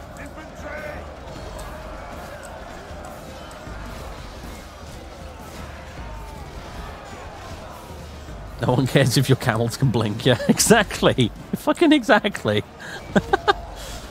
Oh, I remember. I got Rome 2 on release, man. I got Rome 2 on release. I was... flees the field. After them. Cut the cowards down. Yeah, let's end it there and avoid further casualties. Goes to only men of great virtue and valor. We lost 94 men. 648. That's not bad going. But yeah, I know. I remember Rome 2 on release. It was the buggiest piece of shit ever, and the AI was terrible. Oh god, like really fucked the pooch, didn't they, with Rome 2? Jesus Christ. I was really hyped, especially because Rome, the original Rome was my favorite Total War game. It still is. And I was really hyped for Rome 2. I was like, yes, fucking hell, finally, a Rome 2, a sequel to Rome. This is going to be amazing. And then it really, really wasn't. I mean, my faith had been shaken a little bit with Empire, but then when they made Napoleon, they won it back a little bit. But yeah, no, Rome was a disgrace. I mean, Rome 2, sorry, was a complete fucking disgrace on release. I haven't played it since then, really, to be honest with you. I don't know if it's improved much. Some people say it has with mods, which is no surprise. Glorious slaughter, men. These people now kneel before us, sire. Victory! Let's just go ahead and occupy. We don't want to be dicks to our fellow Scots. That will change when we go and fight the English, of course. I fully intend to sack and pillage London when we get the chance. Oh, yes. But, of course, that's probably not going to happen tonight, because I can only stream for like another hour before I have to go to bed, so... Oh, we got some money for that. Nice. Prince Gilpatrick. Fair in rule. +1 chivalry. Does that mean he's no longer... He's no longer has any dread? Fucking... No. Oh, well. I wanted him to be the most dreadful prince of all time. I wanted him to be an evil cunt. I really did. Never mind. Let's get some land clearance on the go and a mustering hall after that, I think. And a wooden castle upgrade. Very well, we have successfully taken it. It's a lot percent Norwegian. I don't like that. We'll have to do something about that. We have one more rebel settlement over here, but the Norwegians are busy taking that, I think. I'm not sure. We'll send in a fleet up here to go pick the lads up here. In fact, we'll have a little butcher's in it on our way past. Because if not, I would like to grab Isle of Islay here. Quickly before the Norwegians do. And then it'll be Norwegian crushing time. Which might be actually quite difficult because the Norwegians are my liege. not really a pushover. Command me. Right, are we done for this turn? I think we pretty much are. I think we should probably just do with grain exchange for you.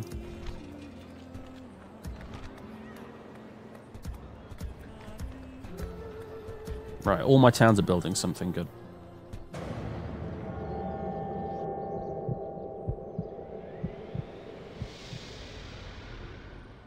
How do I feel about Shogun 2? I actually quite like Shogun 2 a lot. I think Shogun 2 was a very, very good game. But it was in an unpopular setting, so I don't think a lot of people bothered with it. But Shogun 2 I did like. What really helped Shogun 2... I mean, part of it is down to my nostalgia for the original Shogun, and they were very cunning, and they reused the original Shogun's amazing soundtrack for the loading screens in Shogun 2. The clever bastards. However... what really sold Shogun 2 for me was the fact that they made two really, really good expansions for it. Rise of the Samurai and Fall of the Samurai. Especially Fall of the Samurai. Fall of the Samurai was fucking excellent. Really, really good. To this day, it makes me sad that they never made a full-on 18th century... Oh, sorry, not 18th, 19th century Total War game. Because the little taste of it we got in Fall of the Samurai with, you know, all the rifle infantry and advanced artillery and, you know, ironclad dreadnoughts and stuff in the naval battles was so good. It was so much fun. And then they just decided to go back to Rome afterwards, which made me a little bit sad. So,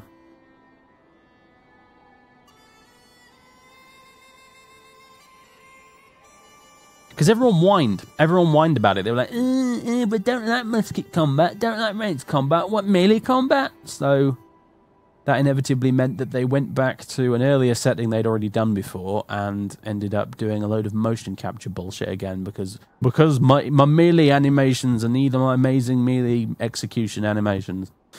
And then yeah, they fucked up the AI, they made it really buggy, and it was basically just a complete failure. So yeah.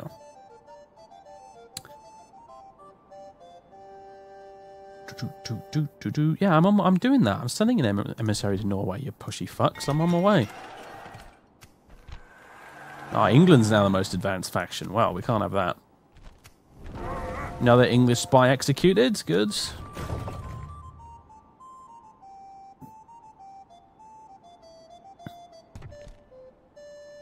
And our diplomat has accidentally found York. Which means he needs to go around it. You're supposed to be off to find the Welsh, you idiot. Merchant at your service. Brian, on the other hand, for the umpteenth time, go get me my tin from Cornwall. I'll not be going any further today.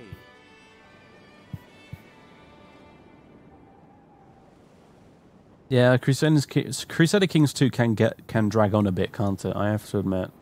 I played the longest game of Crusader Kings 2 I ever played lasted about 200 years, I think, and I ended up as the Kingdom of England, and I owned most of the Byzantine Empire because of some silly marriage alliance stuff that I'd made ages ago, and I ended up inheriting the Byzantine Empire, which itself controlled part of Finland for some reason. It was, you know, Crusader Kings 2 gets pretty batshit the further along you go with it.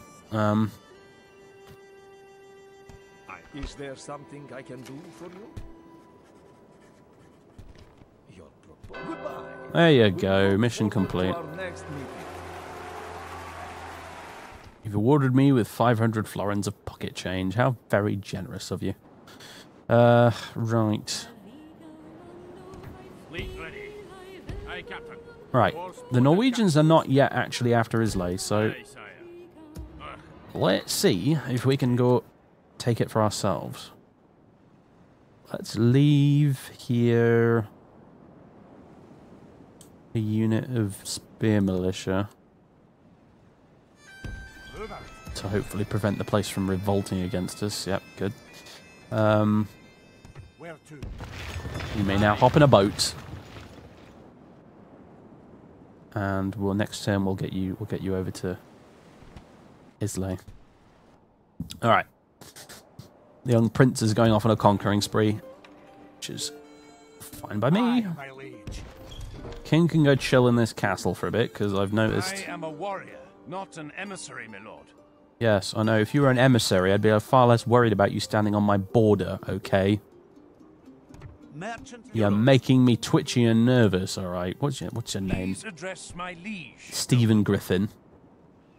You fucking watch it, mate. Watchtower. There we go. You will ken it, sire. Aye. We make camp here, lads. Oh, fucking hell, look. The Welsh and the Norwegians are having it out. Apparently the Welsh totally failed to capture that town. For some reason. I mean, because they sailed up there a couple of turns ago now. Islay is pronounced Isla. Okay, fair enough. At least we're not playing as the fucking Welsh. My pronunciation would be all kinds of wrong if we were. Dude, like, what is wrong with this map? Look, like, they've got Anglesey as being an extension of the mainland instead of an island. That's just lazy. They didn't even put a river there.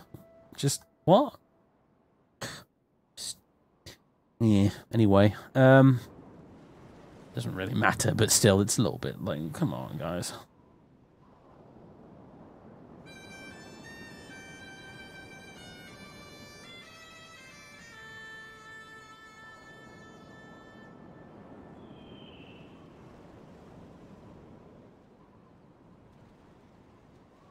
amazing how much the British Isles languages differ a lot from each other. It is a little bit mad, yeah. It has to be said, but it's a result of lots of colliding cultures constantly over the hundreds of years.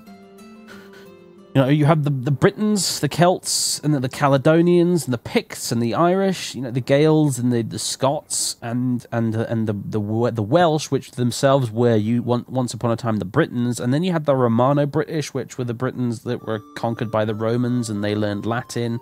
And then you had the Welsh who didn't learn Latin, and then you had the Saxons that came over and spread their language everywhere, which is really the birth of English. And then you had the Vikings come across, and we got a whole bunch of Norwegian, like Scandinavian words from them, essentially. Like York, for example. Where the fuck York is up there? York that comes from the Danish Jorvik. And yeah, and then of course then you had the French with William the Conqueror, who was himself descended from the Vikings, come over and spread all the Romance influence with French everywhere. Yeah, you know, and then we had a Dutch king at one point, and yeah, so it's basically just a whole mess of different cultures all over the place, which is what gets my goat about people who are all sort of, oh, fuck multiculturalism. Like, mate, this country is founded on it over hundreds of years. There isn't a language out there we haven't fucking plagiarized at some point and brought into our own. I mean, just come on. But anyway, that's a different topic. An enemy to crush.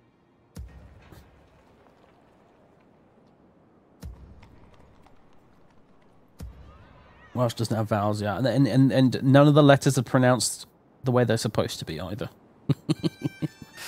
I'm pretty sure... Yeah, no, I don't even want to... Like, I think they pronounce C's as L's for some fucking reason. There's no hope for the Welsh. There's really not. Anyway, that's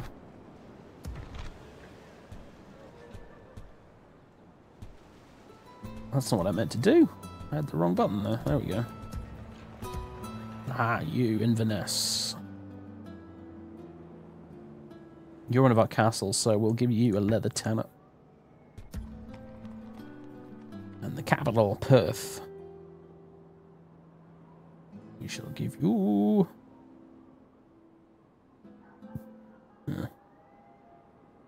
Merchant's Wharf. Actually, you need some sort of public happiness building, really, actually, not at... Like an abbey, for example. Yeah. Expensive, but worth it, ultimately. Edinburgh. Brothel for you. Aberdeen. You're fine for now. Alright. Fleet ready.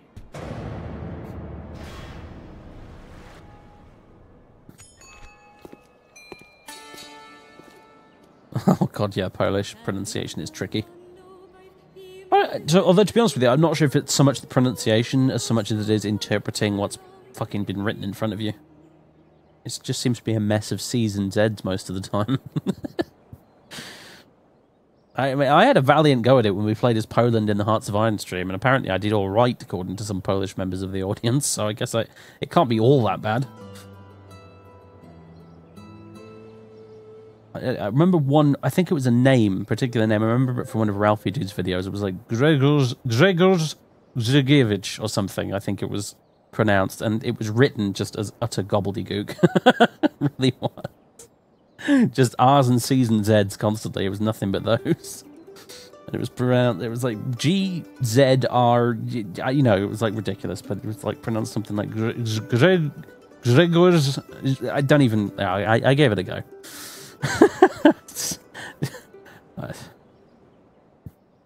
It's crazy language. Anyway, no. Rebel settlements. Dunstaffnagger. There's a settlement there? The fuck? I didn't even realise that. Shit. I think I'm going to go get Ailey anyway first. Because that's more likely to be grabbed by the Norwegians. Aye, Captain.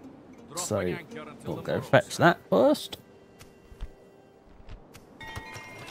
Hey, nice. We've got lots of new construction shit going on.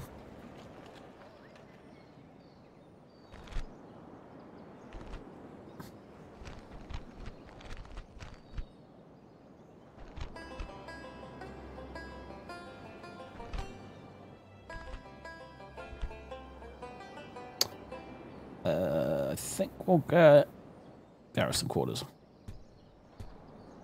Yeah, this castle's really behind. We need to upgrade the shit out of Stirling. Big time.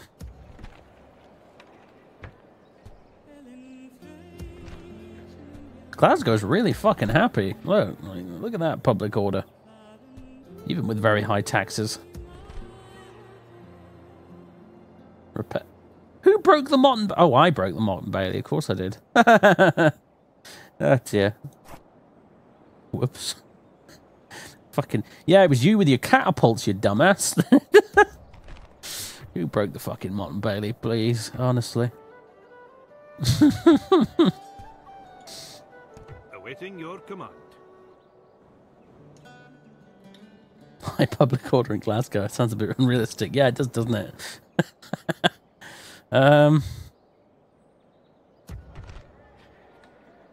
2 turns. We don't have enough florins for that, unfortunately. Never mind. What are you, oh, are you just building a watchtower, Stephen? Well, that's okay. There's healthy respect between us, my lord. I doubt that somehow, but Command me. Right. Where's the fight? You're in the wrong fucking town, mate. I need you in Edinburgh. Command Off your pot, Patrick. Go on. Where's the fight? We make camp here. Honestly, I should probably swap you with the king down here in this castle, just in case this castle gets arse raped by the English, and then the king dies, and that'll be just not good. Fleet ready.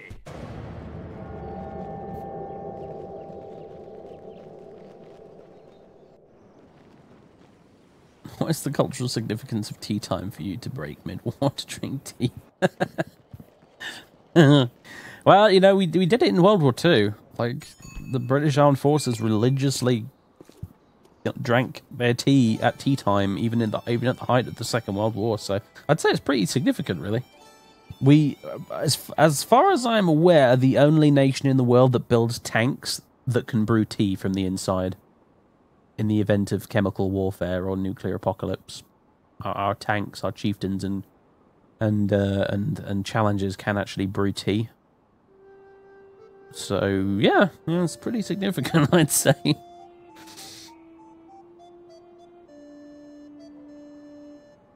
It has to be said. It has to be said. It's a weird thing. It's one of those sort of stereotypes that's actually true. But yeah, if you're English and you don't like tea, you are considered a bit strange. These people do exist, but if someone says I don't like tea, you kind of give them a little bit of a funny look. You're too polite to really say anything, obviously, but you're just sort of like, okay. It's a bit like being personally snubbed, honestly. It is standard operating procedure. If you come to any English person's house, you will be immediately offered a cup of tea upon entry to across the threshold. It's pretty much universal rule almost. They'll say hello. They'll say it's very nice to meet you. Won't you come in? Would you like a cup of tea? In that order. Would you like a cup of tea? Those will be the words that you're given.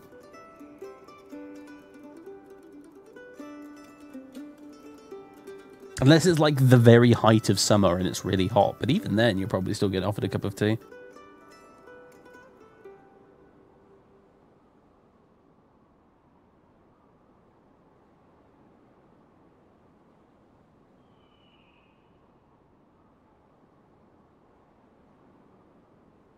This is the English specifically, mind you. I should point that out. I'm not sure how much the Scots or the Welsh give a shit about tea. In fact, they probably don't care that much at all.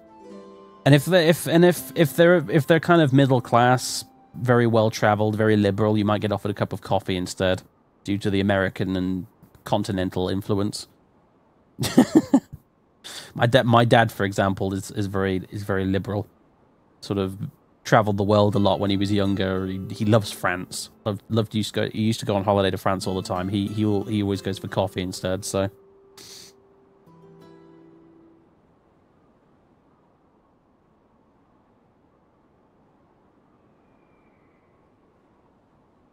green tea.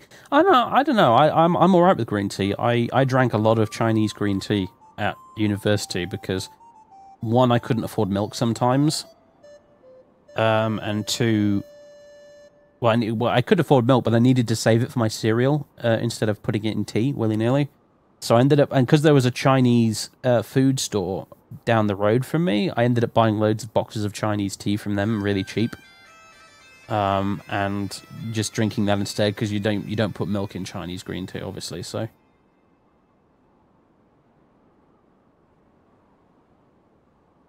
more candidates for adoption. What is your obsession, King Alexander? What is your obsession?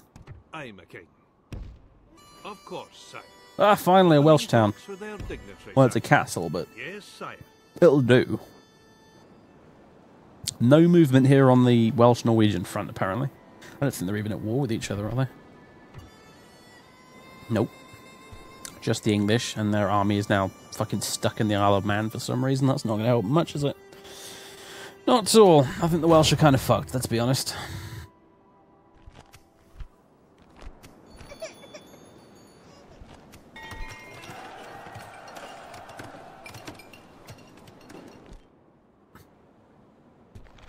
The Edinburgh brothel has been completed, and there was much rejoicing.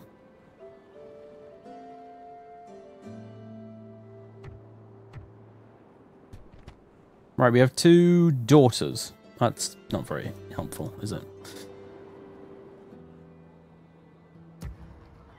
I wonder he's so bloody keen on adoption. Very well. Right. We're a bit short on cash at the moment. I think we should probably just save up for a few turns.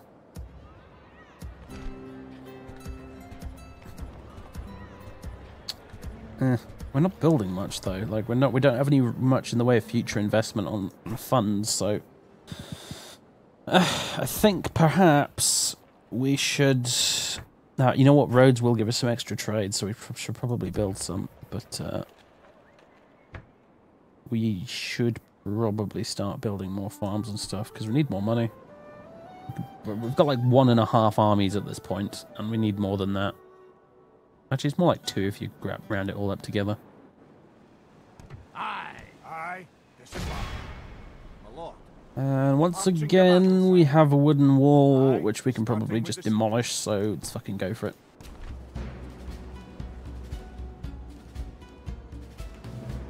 Could auto-resolve this, to be honest with you, if I wanted to, but not gonna. Where would the fun in that be?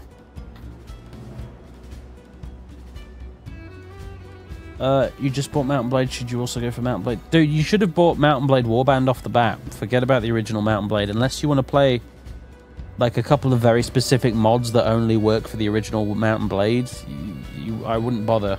I would have just bought Warband because it's literally the exact same game with a few improvements. So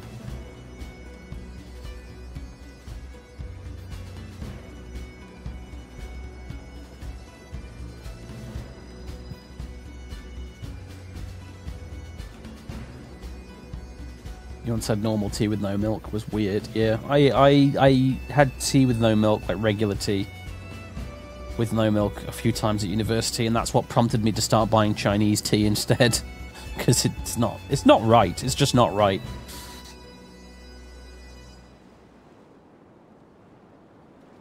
For Scotland, lads!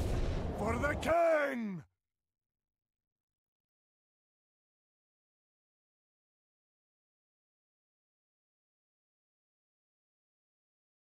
It's too bitter, generally speaking, without milk. That's the problem.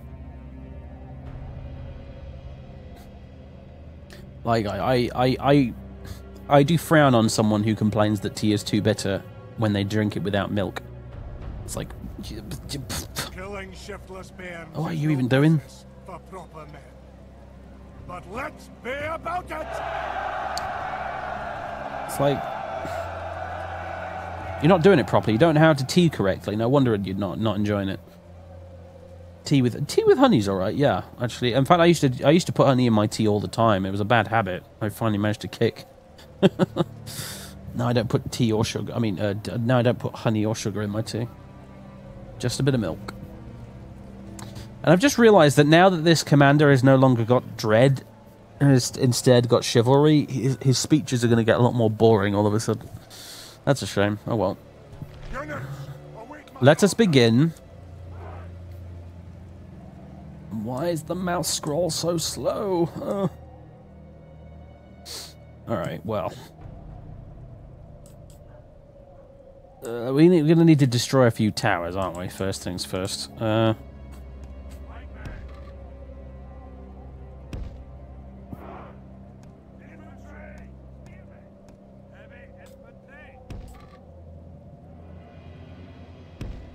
I will have you guys at the back here, like last time, just in case the dastardly rebels of Islay decide to come charging out of the gate and make a fool of themselves again, so...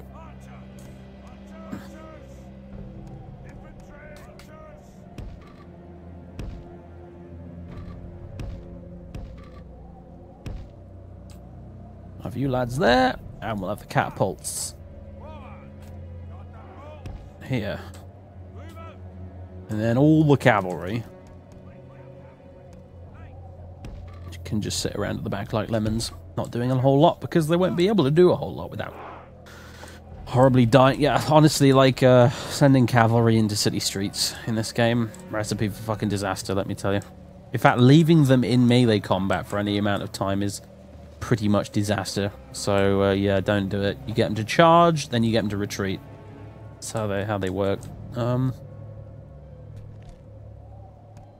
Don't make the mistake I did when I first started playing this and think, oh, heavily armored knights, look at these guys. These guys are going to kick ass in close combat. They're going to march all over those infantry in close combat. And then I discovered that all my heavily armored Gothic knights had been wiped out by peasants with pitchforks in close combat, because a peasant with a pitchfork is actually remarkably good at killing a horse, as it turns out. So...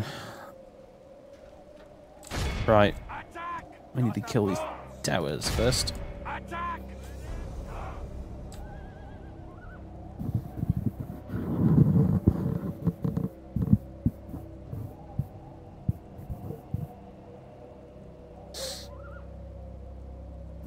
The thing is, you've got to make sure it's the right sort of tea. Like, I wouldn't go adding milk to green tea, for example. That would be a bad idea.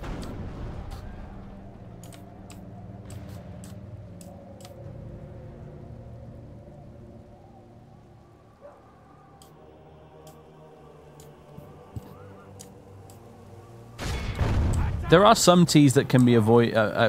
What? That's the opposite of what I meant. They can be enjoyed with or without milk. For example, South African red bush tea. That can be enjoyed with or without milk. Actually, it's equally nice with both. It's also a naturally uncaffeinated version of tea as well. Interestingly enough, but it makes this wonderful. Without milk, it's bright red. It's like you're drinking a cup of blood. It's ridiculous. And with milk, it turns a really, really brilliant orange color. It's actually really nice tea. Bit more expensive than your average, though. My God, you guys suck at destroying. Wait, no, actually, you are doing damage, even though the boulders seem to be missing. They are, in fact, apparently doing damage. Fair enough. Well, they're not going to do damage if you miss that badly now, are they?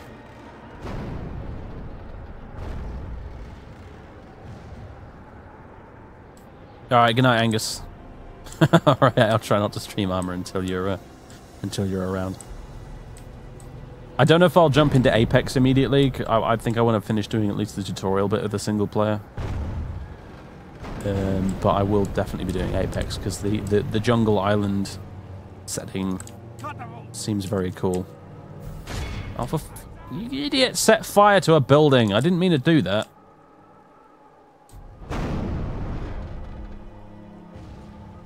Oh, don't trust a Scot with a siege weapon. Take it from me. You hit the gate this time. I mean, I was probably going to hit the gate anyway, but that was not what I wanted you to do. You're incompetent.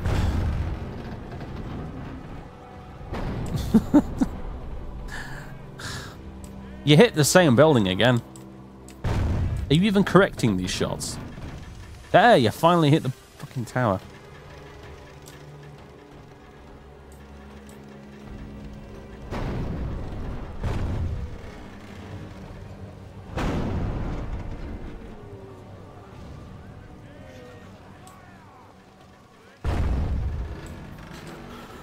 I need to play some more Cold Waters as well. That game is awesome. I think they're going to be doing some pretty big updates to it as well in the near future, judging by the page on Steam.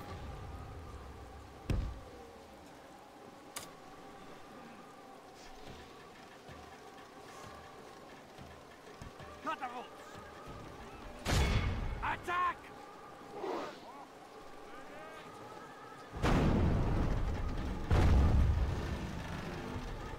And I think I might try and get Silent Hunter 4 installed as well, like I said I would. Still haven't done it yet, but I think I'll do it at some point.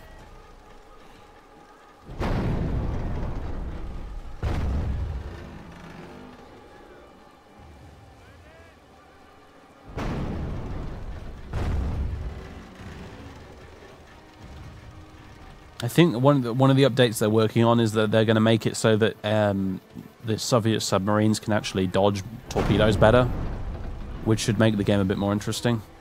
Because, to be honest with you, they're a little too easy to kill with wire-guided torpedoes.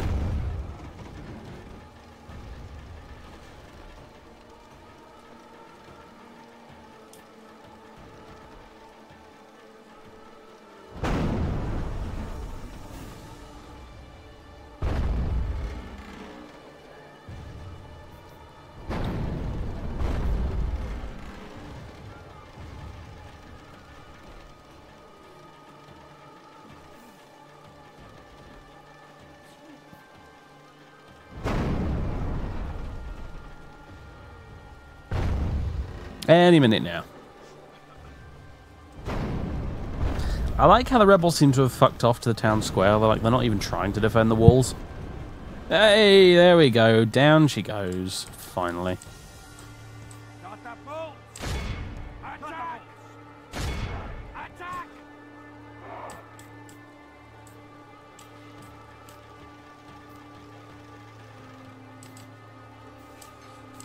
I do like the pikemen. I think they're pretty badass, these armored pikemen. Don't know how historically accurate they are, to be honest with you. They look like regular European knights, but armed with pikes, and I don't know how correct that actually is, but I have to admit they do look cool, at least, if nothing else.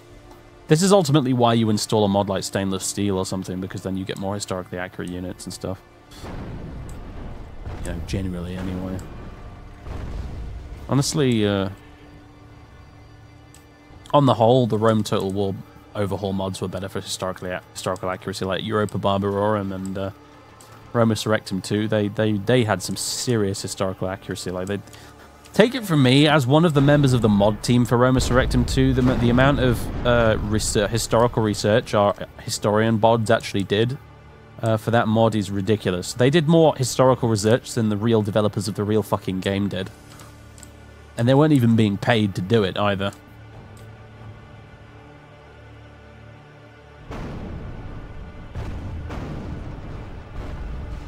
And you know what? Gosh, the funny thing is, the units not only were more historically accurate, but they looked cooler too. Turns out if you give the units what they wore in real life, they actually look pretty badass.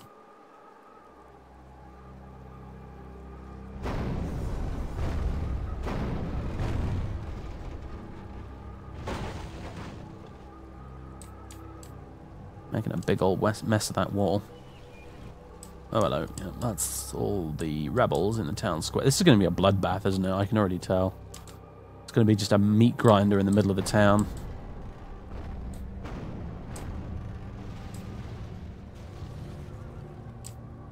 For anyone who, by the way, if anyone who was curious about what I meant when I said about Attila Total War being really badly optimized, basically, in Attila, if you're zoomed out by about this much, the game is fine. Like, frame rate wise. In fact, in Attila, if I'm zoomed out this much and I'm just sort of looking around the battlefield, I get 60 frames per second. Yeah? But if you zoom the camera down a little bit, so around about this height here, you drop to about 25 frames per second at best. You literally go from about 60 frames from up here down to about 25 frames just by moving the camera down like that with Attila Total War. That is how hilariously badly optimized the game is.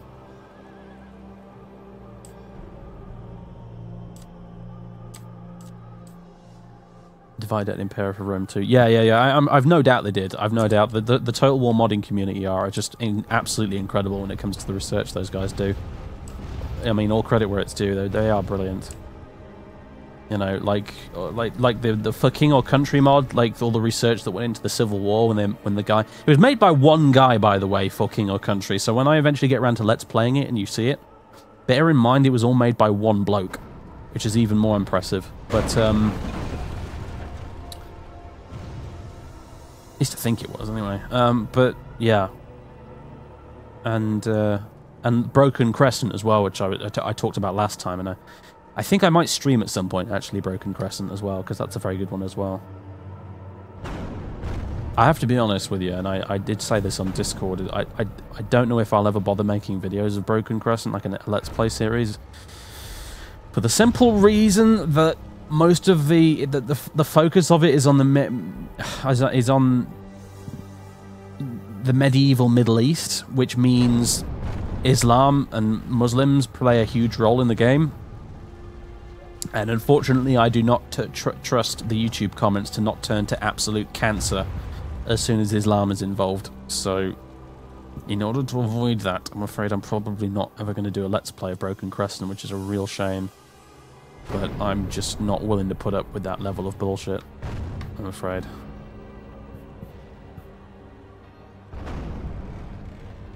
The gates are down! The gates are down! I'd love it if people proved me wrong, but after 7 years, I know what to expect at this point, I'm afraid. So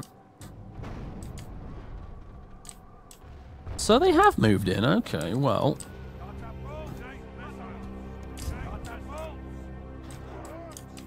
How about you chuck a few stones their way? See what happens. Might burn down a few buildings, I suppose, but whatever. They shouldn't have rebelled in the first place then, should they, eh? They didn't want their buildings burned down by the King of Scotland. It's not as if we're going to rape and pillage the place afterwards anyway. We're just going to occupy it and repair everything for them. The ungrateful gits! Such terrible arguments here. Oh, look at that! Direct hit. Bullseye. Catapults are so fucking OP.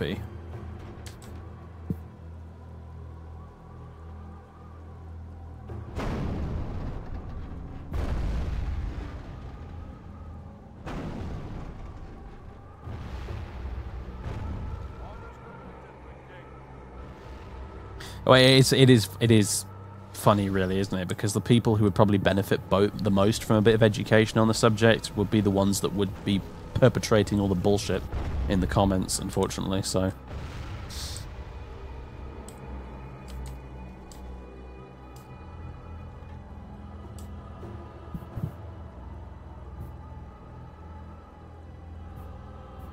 No, I really can't turn off YouTube comments. People have asked me about this before, but I refuse to turn off YouTube comments for a couple of reasons. One, because if people can't discuss the video, there's no point in me putting it up. There really isn't. As bad as the feedback can sometimes be in YouTube comments, I prefer it to no feedback whatsoever. Otherwise I would just post videos straight to Twitch where you can't comment on them. But in addition to that, I also have a cynical, horrible financial reason for not doing that, and that is, if you turn off comments on your video, the engagement score in YouTube's algorithms goes way down, and you don't get as many viewers because you aren't pushed as high in the search engine. So yeah.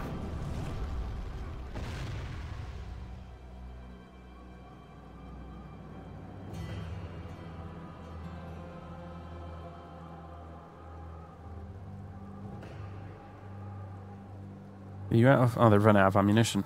Well, that's irritating.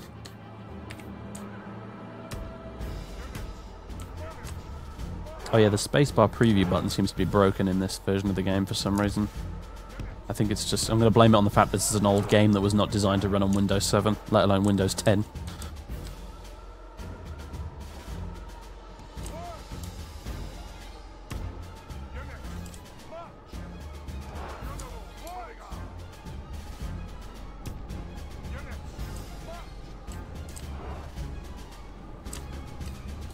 See if we can hit them with some archers before we roll on in.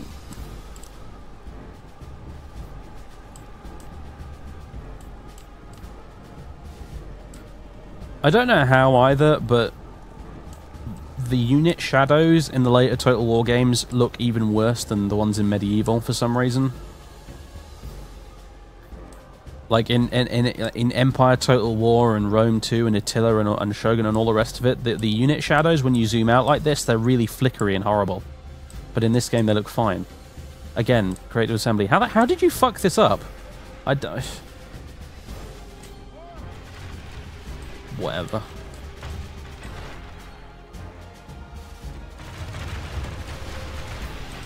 Like I said, I think they have two development teams at Creative Assembly. They have done for some time now, and I have become utterly convinced that one of the dev teams is actually good at their job and the other one is useless. Because it seems to alternate. You seem to get a shit Total War game, and then you get a good one, and then you get a shit one, and then you get a good one, and it seems to go on like that. And I think it's because you have a good dev team and you have a crap one. And they alternate between each other.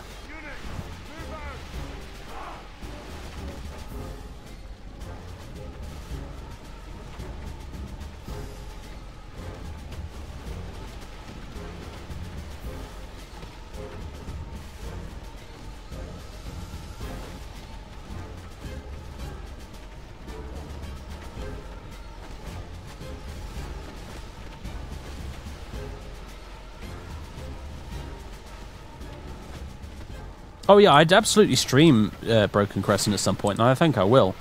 I'll stream it. That's not a problem.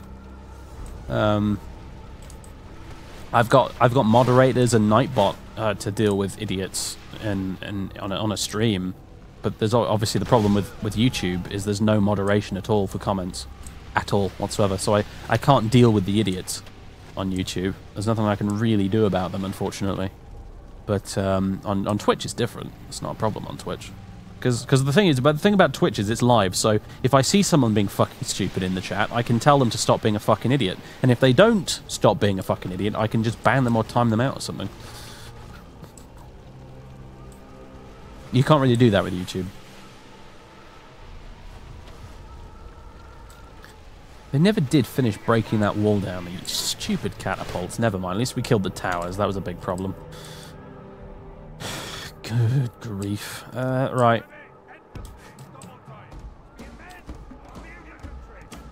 Alright, once again, Gallo Glasses and Highlanders, in you go. We'll give you some backup in a minute as well, I think, but for now.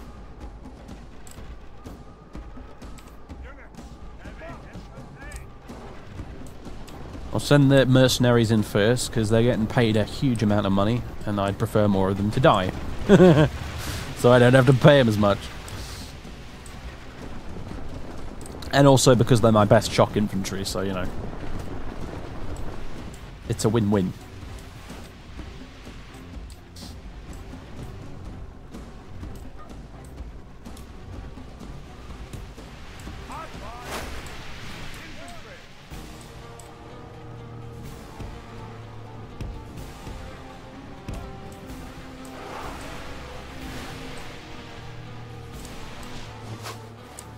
Archers are doing a reasonably good job, all things considered, actually. Look at that. That's pretty impressive, considering they're all in loose formation as well.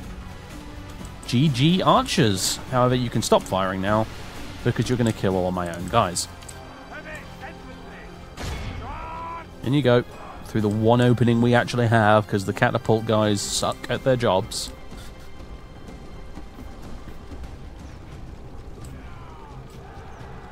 Our soldiers have proved Haha, routing, get in. the enemy's walls belong to us now. We'll send in the unit Highlanders as well now. And yeah, you run back to your town square. The battle is very much in our favour. If we remain true and steadfast, victory will be ours. Now, if we get some breathing room, I want to try and bring some pikemen in for the push on the town square. That'll really make their lives miserable. But for now, we just want the shock infantry to make an opening for us.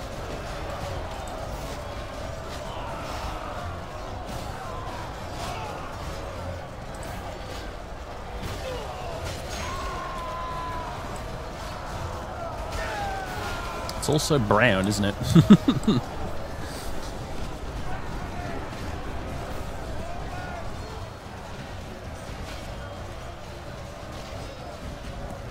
Good fantasy empire builder recommendation. Well, if you like Warhammer, there's the new Total War Warhammer game. That would seem to fit the bill quite nicely, honestly.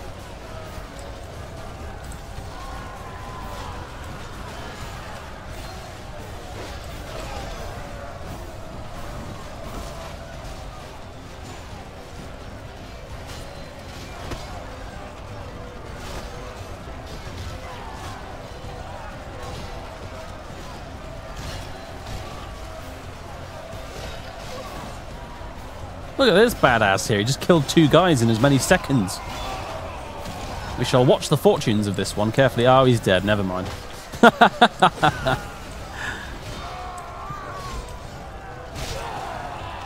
tell you what, actually, these Gallo glasses are getting their asses kicked.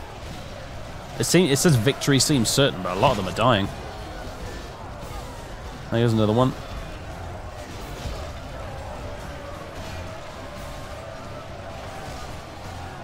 That's 1 kill. Oh, nice. Our men have slain the enemy general. Without him, his troops will lose their will to fight. There you go, beautiful. And they're routing, fantastic. Some of them are, anyway. Only half the enemy force remains. Get them, lads. Yes. Oh yeah, and kill these archers. Alright, we've got an opening now, so we'll get these Highlanders in here. Now, we'll start bringing the pikemen in as well.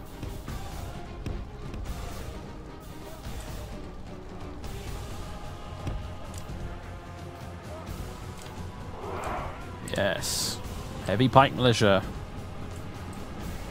Do me proud, lads. Heavy infantry. Attack! Infantry!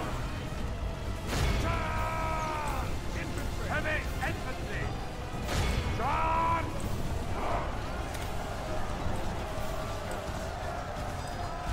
Infantry! Right, I'm going to pull you guys back. Get those Highlanders stuck in. And the mercenaries can fight unto death as far as I'm concerned.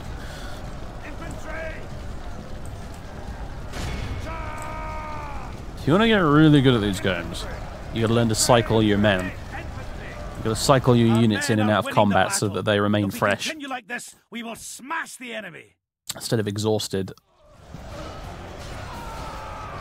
Like these guys here, these Gallo classes, they're winded right now, so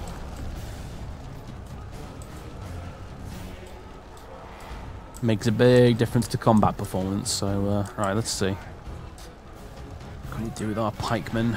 Let's do something sneaky with them. Let's... Now, here's the thing. Can these towers fire into the... Yeah, they can. Right.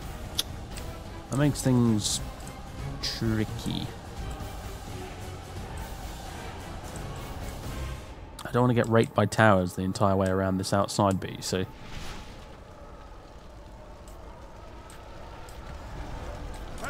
Alright, you know what? Guys, you done good. Now get back here.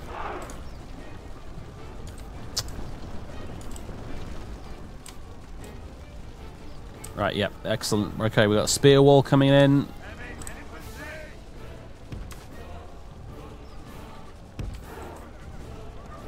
Yeah, they fucked off. Sensible.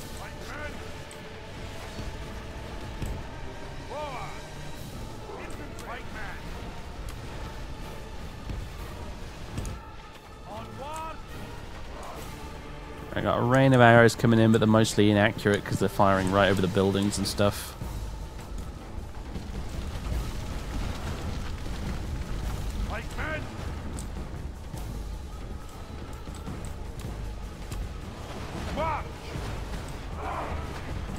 Alright, like I said, these guys don't have any shields, so that does make that causes some problems with archers, but they do have some pretty good armor, so guard mode.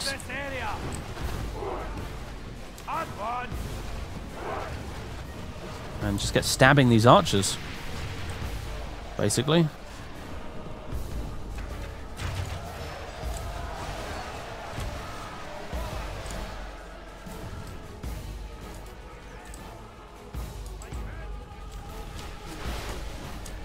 Our men are winning the battle. If we continue like this, we will smash the enemy.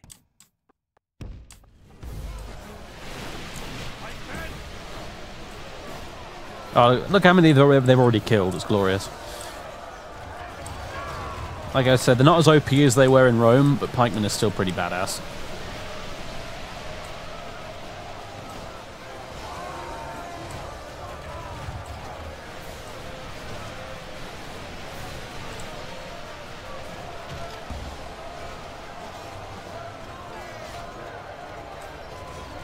On the right side, they do seem to be able to switch to swords as a backup weapon, which is good. Yeah, they've got good defense, so...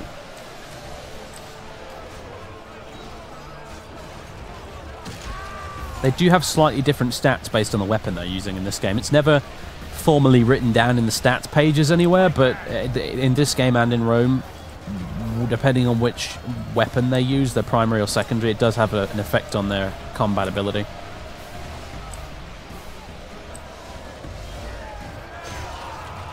There are quite a few units I remember in Rome Total War which can either use spears or swords depending on which command you use to attack with. So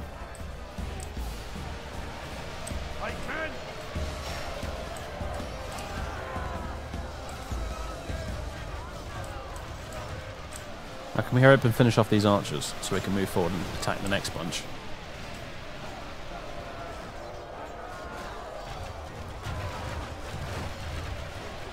There's like 2 guys left, come on.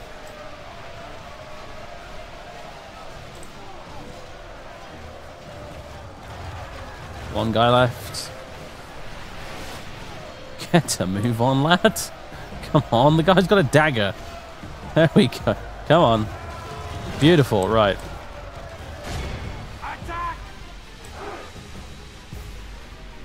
Right, your spear wall's become a little bit fucked, unfortunately, but whatever.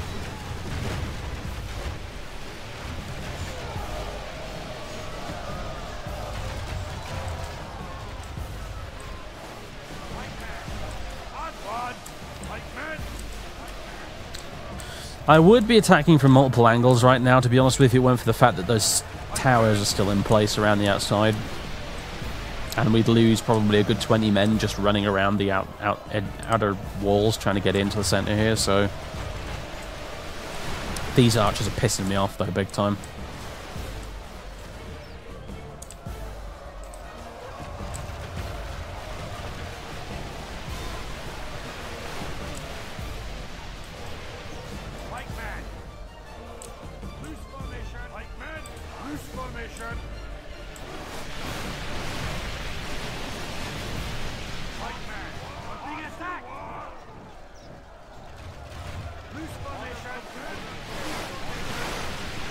Spread out a bit.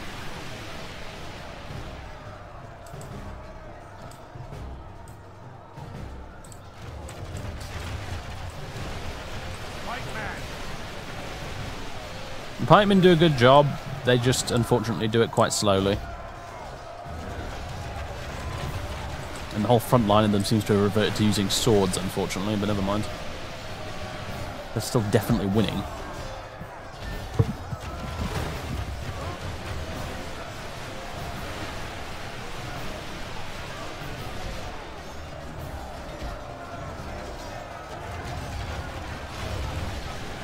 Yeah, you might as well watch the stream while you install the games, mate. Why not?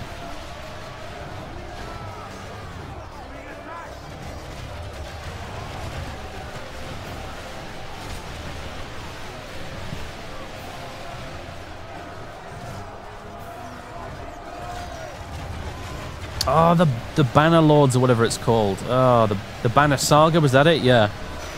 That's a pretty good game. I never really got very far with it, actually. I don't think I ever played the sequel, but yeah, the Banner Saga is pretty good.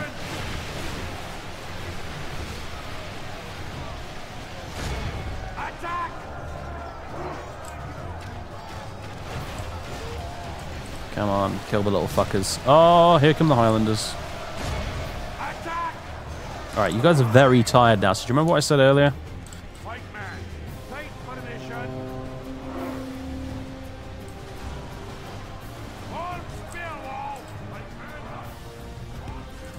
You guys are going to retreat now.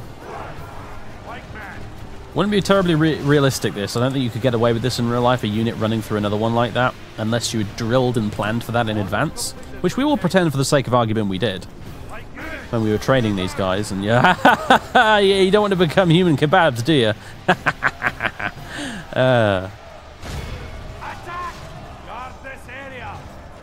Right.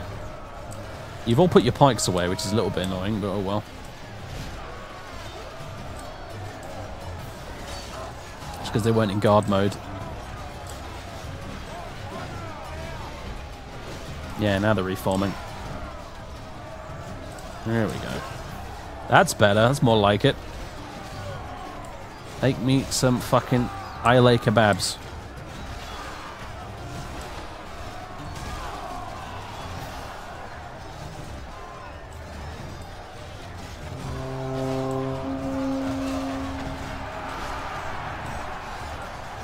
Oh, the stream starts lagging. Well, you should be able to lower the stream setting if you click the little cogwheel or whatever.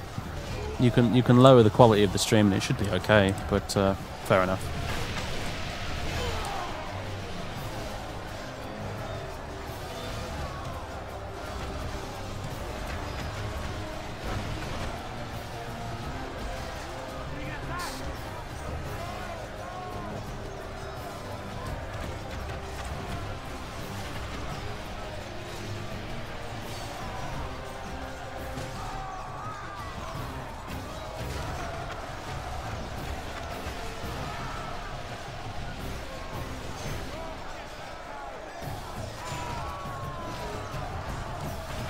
Carnage is beautiful. I'll tell you another thing about this game I like. The battles don't take too... Well, they're not too quick. I don't know if it's just me, but I feel like the battles, particularly in Rome 2, went by way too quickly. Like, they really do happen in a matter of 5 minutes, and the battle's over. You know? I have to admit some mods did go a little bit overboard. For example, Roma Surrectum 2, the battles can last for hours, which is fairly realistic, but also a little bit boring. So, you know.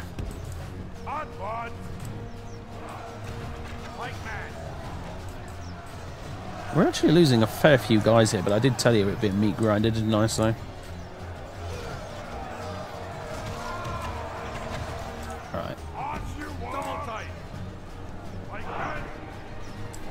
Again, recycling the troops through.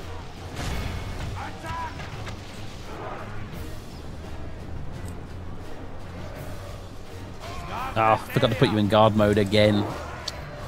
Bollocks. Oh well. Maybe they'll get their shit sorted out in a second. They have to be in the exact right formation for the pike wall to work, otherwise it won't. There we go.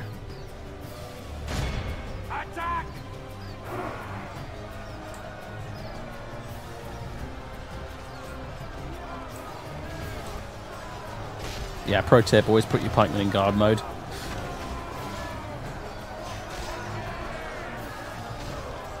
Medieval 2's on sale. Yeah, it's, I already owned it, a box copy, but I've lost my box copy, so I rebought it here on Steam. Yeah, if you don't already have Medieval 2, get it along with the Kingdoms expansion. You will thank me later, it's really good. Or better, yeah, even get the original Rome. Rome Total War, the original, is outstanding. It really is.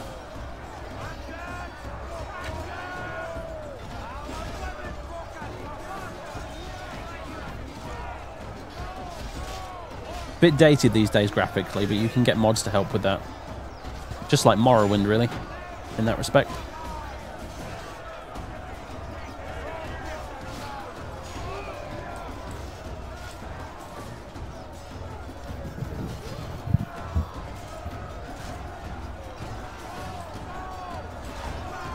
But yeah, having said that, Medieval 2 here still... I said this earlier, but Medieval 2, in my opinion, still looks pretty good by today's standards, honestly. Has graphics as good as plenty of indie games that are out these days. Oops. Actually, that's fine. Go ahead and attack. Nearly all dead, finally. Yeah, you guys really are messing up this whole formation thing fantastically, aren't you? Dear. Oh well. You know, just fuck guard mode, get stuck in. Enjoy.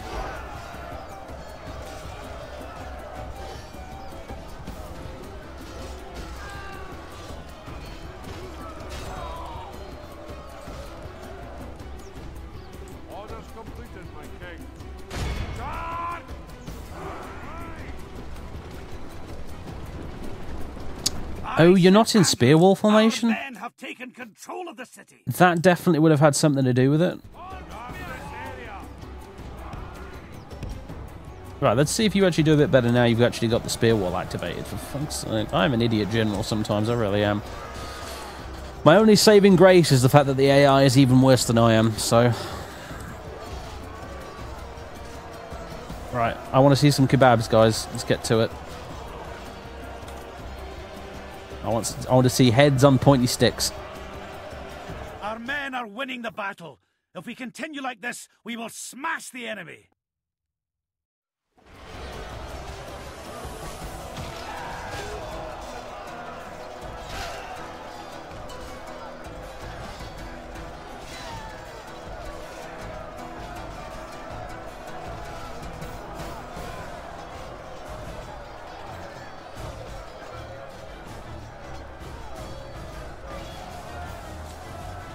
Yeah, I do like this game.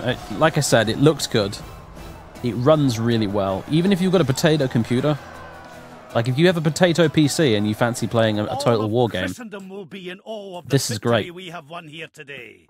Because this game is from back in the days when Creative Assembly could actually optimize their shit properly. So, honest to God, I think it's because this particular engine they used to use was just better than the new one they have. I really do think that's what it is. I think the new engine they made when they made Empire Total War is just a piece of shit. And this old one is much better. That's just my opinion. We lost more men doing that than I kind of hoped we would, but never mind. Job done. That was a bit of a bloodbath. Ah! Victory! This place. +2 dread, but also +2 chivalry. Holy crap, this guy cannot make his mind up. Oh dear. For those who are not in the know, basically this game, for its main characters, it has a morality system that goes chivalry in the positive and dread in the negative. And this guy keeps getting equal dread and chivalry traits constantly. So he had 0 in either.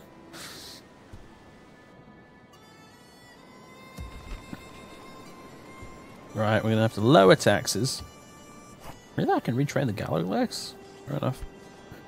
I can even train Irish Kerns, apparently. That's interesting. They're effective against armor, apparently. That could be useful against the English.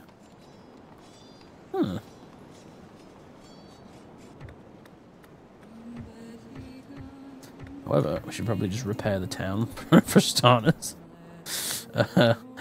Undo some of the damage we've done. Would you wish to establish new trade links? That accent, though.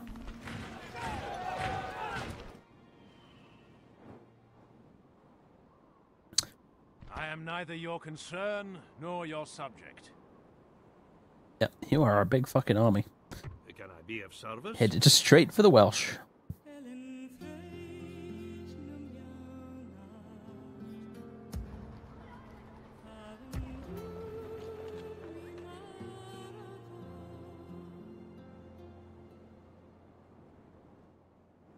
Like I said, the soundtrack in this game is awesome, and it was all composed by one dude, and I believe it's his wife doing the doing all the vocals in the songs. It's impressive, honestly, and all of the soundtracks for these games were better than the modern ones they have in the new games as well. So,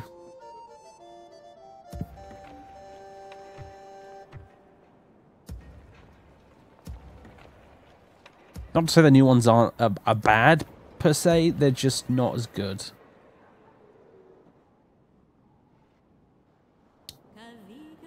Like the original music for Rome Total War, fucking fantastic, mate. It really was. Like the original Rome Total War soundtrack was fucking amazing. It's probably one of my favorite video game soundtracks of all time, actually. It's right up there with Morrowind and all that as well.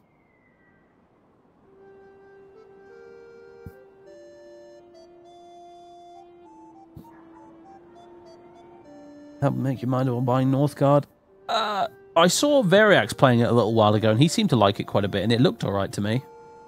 If you don't want to get Northgard, there's another game I would suggest. Called Hegemonia 3. It's one of the ones I picked up on the sale. I might actually even get Northgard as well, to be honest with you. I'd forgotten about it. So thank you for reminding me, but I'm not going to waste even more money. Hooray!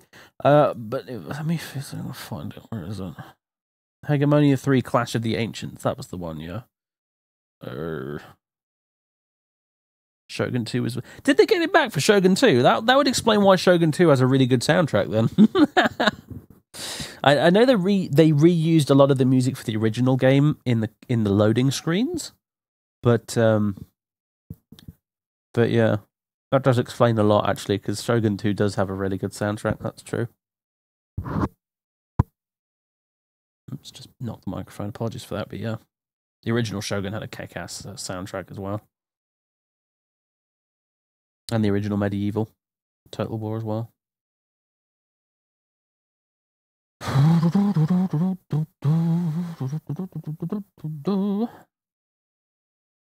They're both, but Shogun and Shogun 2 were pretty good, actually. Shogun 2 is probably the best sequel that Creative Assembly ever did, actually. It really was good. They even managed to do even more of the ridiculous combat taunts and things.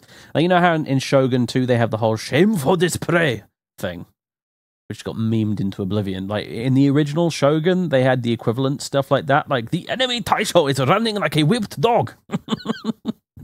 And all that sort of bollocks. It was always just as goofy.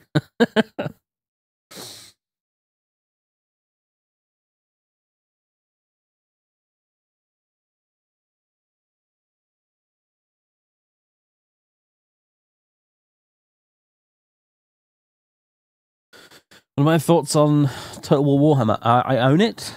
I have played 2 custom battles and 1 quest battle. And it seems alright so far. Like, if you compare it to all of the other recent Total Wars, by which I mean Attila and Rome too, and Empire and all that sort of thing, it seems pretty good. I'm more of a history guy, ultimately. As I've said before, I'm more of a history guy. And I never collected Fantasy Warhammer either back in the day. I always collected 40k. So I know precisely fuck all about the Fantasy Warhammer universe and stuff. So I wasn't that over the moon about it to begin with, but after having played it a little bit, it seems pretty solid, actually. It does seem pretty cool. I was kind of sold on the idea when I played as Vampire Counts in a custom battle and was able to summon a horde of skeletons by magic behind the enemy line. Which obviously caused chaos. And it was at that point I kind of decided, you know what, this might actually be a breath of fresh air that the franchise really needed. It was that, and then it was the moment when I noticed that the dwarves get gyrocopters as an actual unit in the game, so that's pretty funny too. And I'm pretty sure there's some dragons and shit involved as well.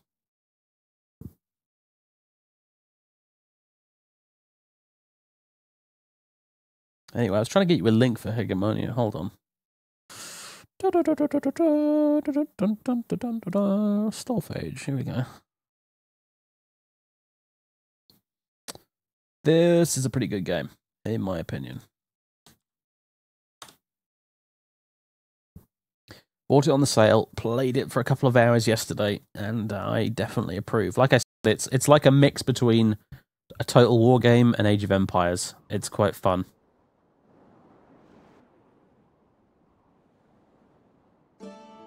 Anyway,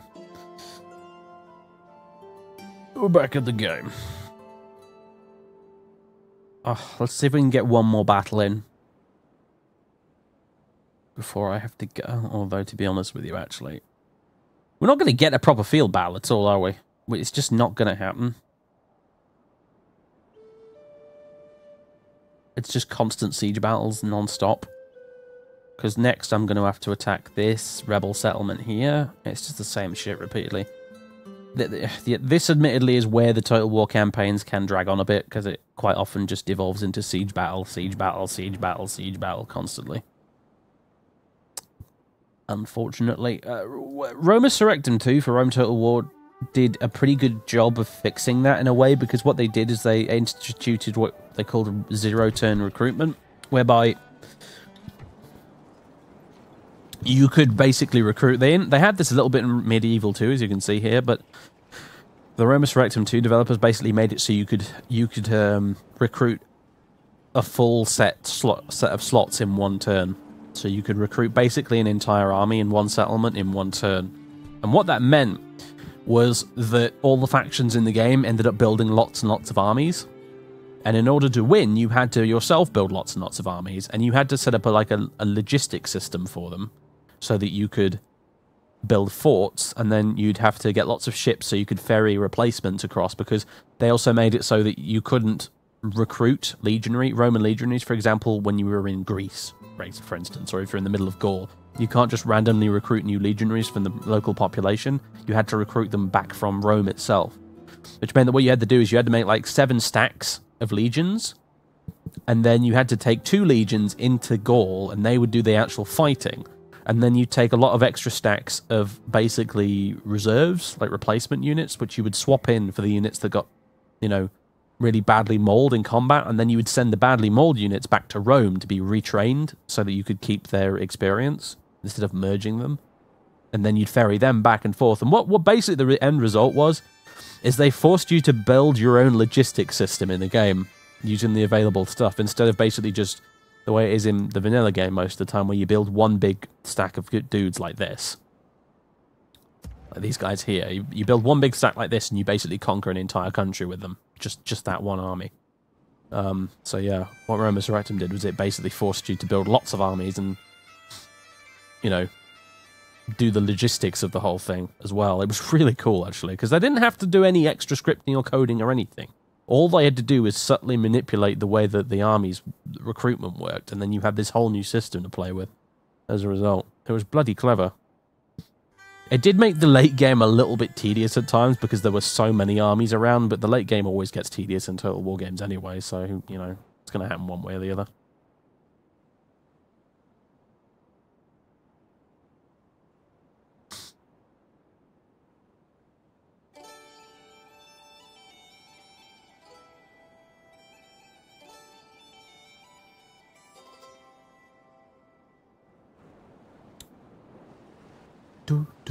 Well, yeah, anyway, so it's coming up 1:25. I think that's it for me tonight, folks. We may return to the Scottish campaign, actually. Or alternatively, I'll see if I can get some mods installed, actually. That might be a good idea. I think I might even get the original Rome installed again. I've gotten the Total War bug now. It's not going to go away anytime soon. I don't think. So, yeah, we may return to this, or I may get some mods installed. I might try and get Broken Crescent up and running. Actually, that's a thought. I've already got it installed on my laptop. Actually, all I need to do is copy and paste the files across. So, yes. I might see if I can get my hands on stainless steel as well, whatever the latest version of that is too, because that was pretty good too.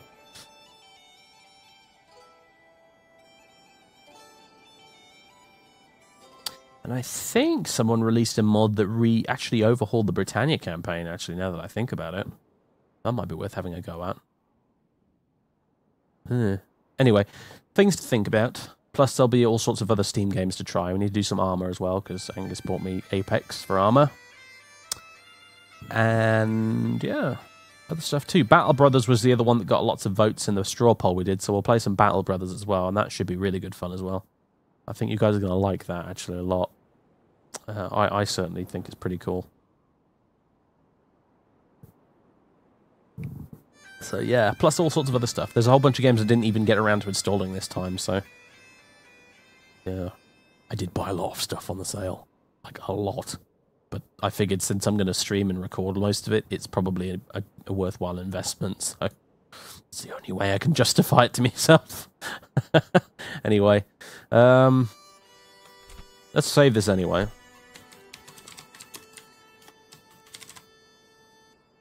Job done. And yeah, I'll catch you next time. I'll be streaming again later this week, I think. I